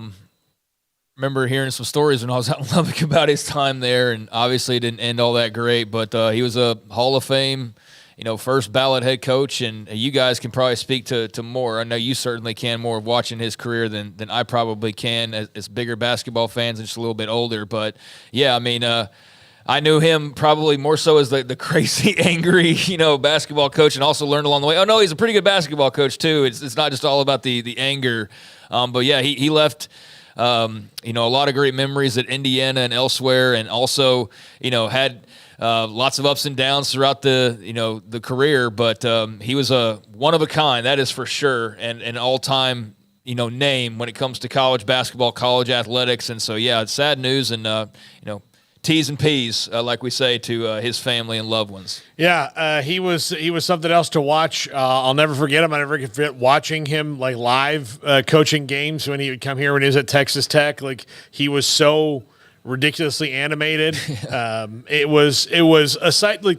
And then I get to do a couple games of PA because Derek was out when Bobby Knight was at Tech, and I remember I'm just terrified of saying something wrong because he's the kind of guy who would notice. But yeah, he was actually one game I did, a Texas Tech game. They just ran right through Baylor, so he wasn't even mad, which is like going to see the band and they forget to play the song you want to see. Yeah. It was a bit of a bummer. I also remember this. ESPN was doing movies for a while there, and they did one about Bobby Knight, and Brian Dennehy played him, which was such unbelievably perfect casting.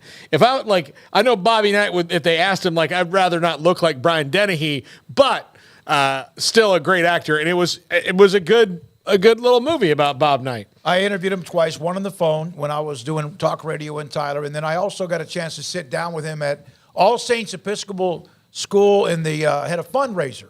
Texas Tech had a fundraiser there, and he was doing something for the school, and sat down with him over off on the stage one-on-one, and I was like, you cannot let someone's personality get to how you're going to ask the questions. He was fantastic. Gave me a good 8 to 12 minutes, did the interview, enjoyed the interview, and he was very cordial when I did. Do you think they'll honor his request?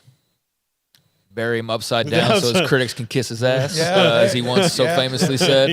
I guess we'll see there. But, a complicated figure, but aren't we all in so many ways, especially in a big spotlight like that? So, yeah, I'm sure there will be lots of thoughts on social media and whatnot about his passing. And, what a legacy he, fitting that his account's Bob Knight Legacy. It's his official Twitter account. But, he left quite the legacy.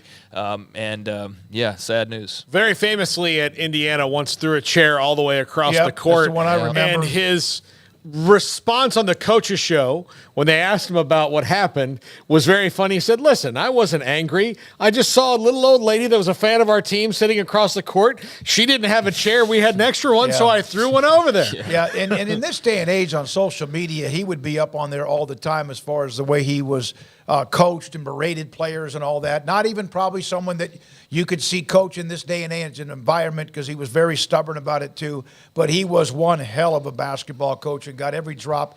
There'll be the story about him grabbing a player, being, like you said, mad and angry, but one hell of a basketball coach, and he passed away, and we respect his life at the age of 83. When we come back, Paul Catalina's top 5, in fact, right now. It's time for Paul Catalina's Top 5, brought to you by Texas Beef House. Where's the best beef in Texas? Your house when you order from Texas Beef House. Unleash the flavor of Texas-raised Wagyu. From our pasture to your plate, TexasBeefHouse.com. Top 5 Heisman candidates. I'll get number 5 out of the way right now so you guys can roll your eyes and call me a homer. But number 5, Jordan Travis. Right now, he's the leader of the number 4 team in the country. They're 8-0. He's been fantastic. I don't think he's going to win this award. I don't think that he can put up enough numbers, but he is certainly a candidate. And they're on a tear right now, going back to last year where they scored 30 points in, I believe, 16 consecutive games or 17 consecutive games, dating back to last season. And that's because of him. And if Florida State is truly resurgent and this isn't just a 2-year hitch, then they should build a statue of Jordan Travis, because it is very much on his shoulders. Yeah, this list is just going to make me realize just how not interesting the Heisman race has been in so many ways, because so much of the focus has been on the actual teams and the games and whatnot. But, yeah, he's as good of a candidate as any. He's had a really good year. As you mentioned, they're right there up at the top of the polls, and he's a big part, if not the biggest, sole reason as to why. So got a good team around him. Obviously got a great wide receiver he gets to throw to that makes him look really, really good a lot of the time. But, no, he's had a good year, and it's been a fun ride for the Seminoles. A statue? Like RG3 over at McLean Stadium statue? Well, look, they don't have statues of the Heisman Trophy winners, but Oklahoma does that, and they've got a bunch of them, so they've got a lot of statues. But I do think that, something needs to be mentioned about Jordan Travis, because he helped them out of the dark. If it was not for him, I don't know where they would be. Really, honestly, he really did. He's been that kind of a leader for the team. Number 4, Bo Nix.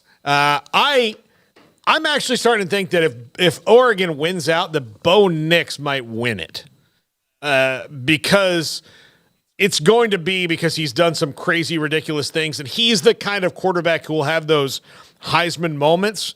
But right now they have that loss, which I think is holding him back. And then, they've had a couple games where he hadn't really had to do much in the second half. But as we get down the stretch here, especially when he starts playing, he's got to play Caleb Williams still, which is the defending Heisman Trophy winner. He can wind up playing Michael Penix again, who, spoiler alerts, also on this list somewhere. But Bo Nix, I really do, even though, statistically he's kind of, he's towards the top, but he's not, all the way at the top like some of the other guys. I just think that Oregon's going to have some big wins and some moments that might wind him up in New York. Like I said, I don't think there's any great superstar. Yeah. There's no Caleb Williams here, so everybody's kind of on the same footing. And I think that a lot will just come down to this final month and who wins some of these games. He's in the Pac-12 championship game, and they're sitting there raising the trophy and going to the playoff, and it's not Michael Penix in Washington. Then a good chance Bo Nix is probably winning the Heisman Trophy, or good possibility that he could be. J.J. McCarthy, there's nothing flashy about him. Yeah. I know we'll get to the rest of the list, but anybody on this list has a chance at this point, because I don't think there's anybody who's solidified themselves as they have to be in New York. I think there's a bunch of guys that have arguments to be, but I don't think there's these 4 have to be there. You know, and like I said, I don't have any idea right now. If I had to vote today, I don't know how I'd do it. But Bo's had a great year, and they've been a really good team, and just the one blemish. But besides that, absolutely, he should be in the conversation right now.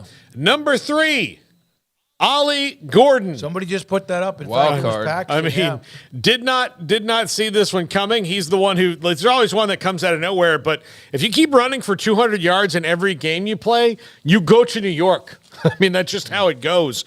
And he's been the spark that has turned Oklahoma State's season around. He is dominating. It's not just running the ball. He's making big plays in the passing game too. And he is, I mean, he's not their whole offense, but he's most of it right now. And he's putting up Barry Sanders type numbers at Oklahoma State. And Barry Sanders won the what trophy, guys? That's right, the Heisman Trophy. Yep. So. Yeah, I mean, he's most of their offense at this stage. I mean, Alan Bowman throws it around a little bit, but they don't have any like star receivers that have to get the football. Or I mean, they've leaned on the run game heavy, and he's made huge plays for them. And I mean, how about this? He leads the country in rushing. Do you guys realize that? Yeah, I did. I said it yesterday. Okay. Yeah. Do you realize that his first 3 games that he had 44 yards, 53 yards, and 12 yards, and just 2 touchdowns? So his first 3 weeks of the season, he had – let's see here, 109 yards and 2 touchdowns through 3 weeks. And then ever since then, 121, 136, 168, 282, 271. He's got 8 touchdowns in that time. So, yeah, he's not even – this hasn't been all year long is what I'm saying. That's the point. It's all been 5 weeks. And so to be leading the country with 5 weeks of play really is absurd and just goes to show you just what a monster tear he's on right now. And, yeah, they're cooking, man, and he's a big reason why. Not comparing him to Barry Sanders, and but the numbers and what he's doing has been comparable to a stretch that is just mind-boggling. Yeah, and the O-line deserves a lot of credit, too. Always got to say that as well, yeah. Yeah. Number 2, Michael Penix. He's been fantastic at Washington. I would have put him at number 1, but the last couple of weeks since the Oregon win, that they played a little fast and loose and had some scares. But it doesn't change my mind about Michael Penix, who I'm sure soon to be dispatched Indiana coach Tom Allen is like, damn it. Dude, I remember going and looking at stats back in like the last couple of years and seeing this Penix guy, and I'd seen some Indiana, but just seeing him, and I was like, he's always near the top of these lists, but like they're not very good. They had moments, and then he's gone to Washington, and it's just like that was exactly what he needed to just skyrocket. Right. They haven't been as good, but he threw for 369 yards and 4 touchdowns. Now against ASU, they scored 15 points. He was shut out basically. Yeah. No touchdown passes in that game. And I think, look, everyone. Look, I can point to 2 games RG3's year that if you had stopped it then, Oklahoma State A&M. Yeah, you would have been like, well, and look, that Kansas game that year wasn't any great shakes either, but he helped bring them back. Yeah, but he had an explosive run. Yeah, I mean, but not everybody's gonna, not every year. Well, if there's going to be wins and losses, then Ollie Gordon wouldn't be on this list. Well, I mean, he was. And hopefully, also, if they run the table, that he'll legitimately have an opportunity. South Alabama game, he only had 3 or 4 carries, something like that. So to Paul's point, I mean, like a couple weeks ago after the Oregon game, you would have crowned him the Heisman Trophy winner, probably, right? Yeah. And he certainly would have a spot at the table. I think he still does, but I don't think it's like an iron grip. To your point, I do think that it's going to come down to these last 3 weeks or last month, I should say, and plus 5 weeks with the championship weekend. Is he involved in that, or is it Bo Nix, or whatever? But yeah, he's definitely right there at the top of the conversation. And look, they might be sitting next to each other in New York too. Absolutely. So there's more than a couple guys that get to go. And number 1. From the number 1 team in the country right now, the reason, in my opinion, the X factor as to why they're number 1 is Marvin Harrison Jr. Because the difference between Notre Dame and Penn State and Ohio State is Marvin Harrison Jr. They have a playmaker that no one else has. He's going to be a top 4 pick, if not a top 3 pick, depending on how it falls. The Bears are going to have 2 of those picks. I think he's going to wind up with the Bears, he and whatever quarterback that they have if things keep on this track. But Marvin Harrison Jr. is the X factor that has got Ohio State to this point where people are talking about how nice of wins they have compared to, oh man, Ohio State's still another year away because they lost to Penn State and Notre Dame because their offense is not what it had been. Their offense is still a work in progress, but it's not much of a work in progress because this guy exists. Yeah, he's amazing. And, I think that the conversation around wide receivers is a little bit different than it is around the quarterbacks. And I know we saw Devontae Smith, help break that here recently as far as a wide receiver winning the Heisman Trophy. But, yeah, he's really good. The crazy thing is that Washington has two guys that have numbers that are comparable, like right there with him. They have two alone that are like Marvin Harrison level numbers-wise. So that's what kind of toys Michael Penix has to play with and vice versa. But, yeah, I mean, he's like you said, a big reason why the Buckeyes are where they are. They don't have the first-round, type of or future NFL quarterback necessarily like right there at the disposal, ready to rip and, go on into the draft next year like they've had a good run of here recently.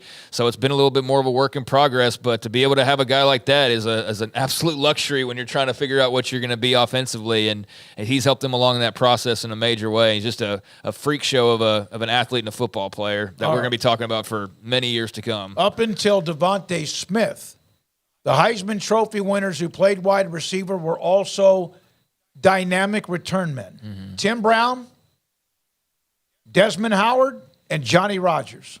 All of them had major moments in either kick and or punt returns in their career that allowed them to beat that otherwise it's always a running back or a quarterback.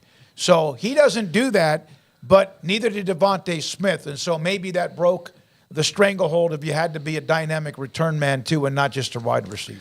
Yeah, maybe he's just the guy who shakes up the status quo a little bit. I do think just the batch of quarterbacks, it'll be hard. Like Ohio State's going to have to really close out the year strong, and he's probably going to have some like really sick performances, like notable, like, jump off the front page at you as a wide receiver to be able to contend with, all the attention that's paid to QBs. But I'm glad you included Ollie Gordon. He definitely deserves a spot on this list with what he's done here in the last few weeks. And, that right there is a pretty good batch of players. I know you could interject, a guy here or there probably, but that's a pretty salty little group right there of how this, that helps explain how this 2023 season has gone so far. Can Caleb Williams get back in that list? I don't think so. His team's going to do him a disservice. All right, what about And I don't Shedeur? think he's been as great, honestly. So, And I'm Shedeur, absolutely not. Not with the record that they have. Yeah, I don't think so. He might not survive the rest Exactly of the year. right. His dad, Dion, even made that comment as a football coach, but also as a father. Okay, Paul, thank you. Shedeur had an opportunity there at the beginning of the year, but when they started skidding and he was getting so beat up, and now that's become more of the story than his actual play, that's probably taking that to the wayside. I think Dion needs to like put him in traffic and see if any of the offensive linemen actually go try to save him. Yeah. Dear God, what they're doing is criminal. Why do you think Alton McCaskill's waiting until yes, exactly. possibly next year? Yeah. All right. A lot of attention for what Colorado gets in the transfer portal with recruiting, with the skill players, but they need some dudes and alphas. Garrett Ross, thank you. Great job today. Jack McKenzie, Emery Winter, also Levi Caraway. Thanks to all of you. Appreciated our guests today. We'll have even more tomorrow as we keep doing this. Paul's triple option at 1 Central Time here on 365 Sports. We'll be back at it again tomorrow, 3 to 6. And also, don't forget tonight, 10:30, 365 Sports tonight on the CW. For Paul and Craig, I'm David Smoak. Good night on 365 Sports.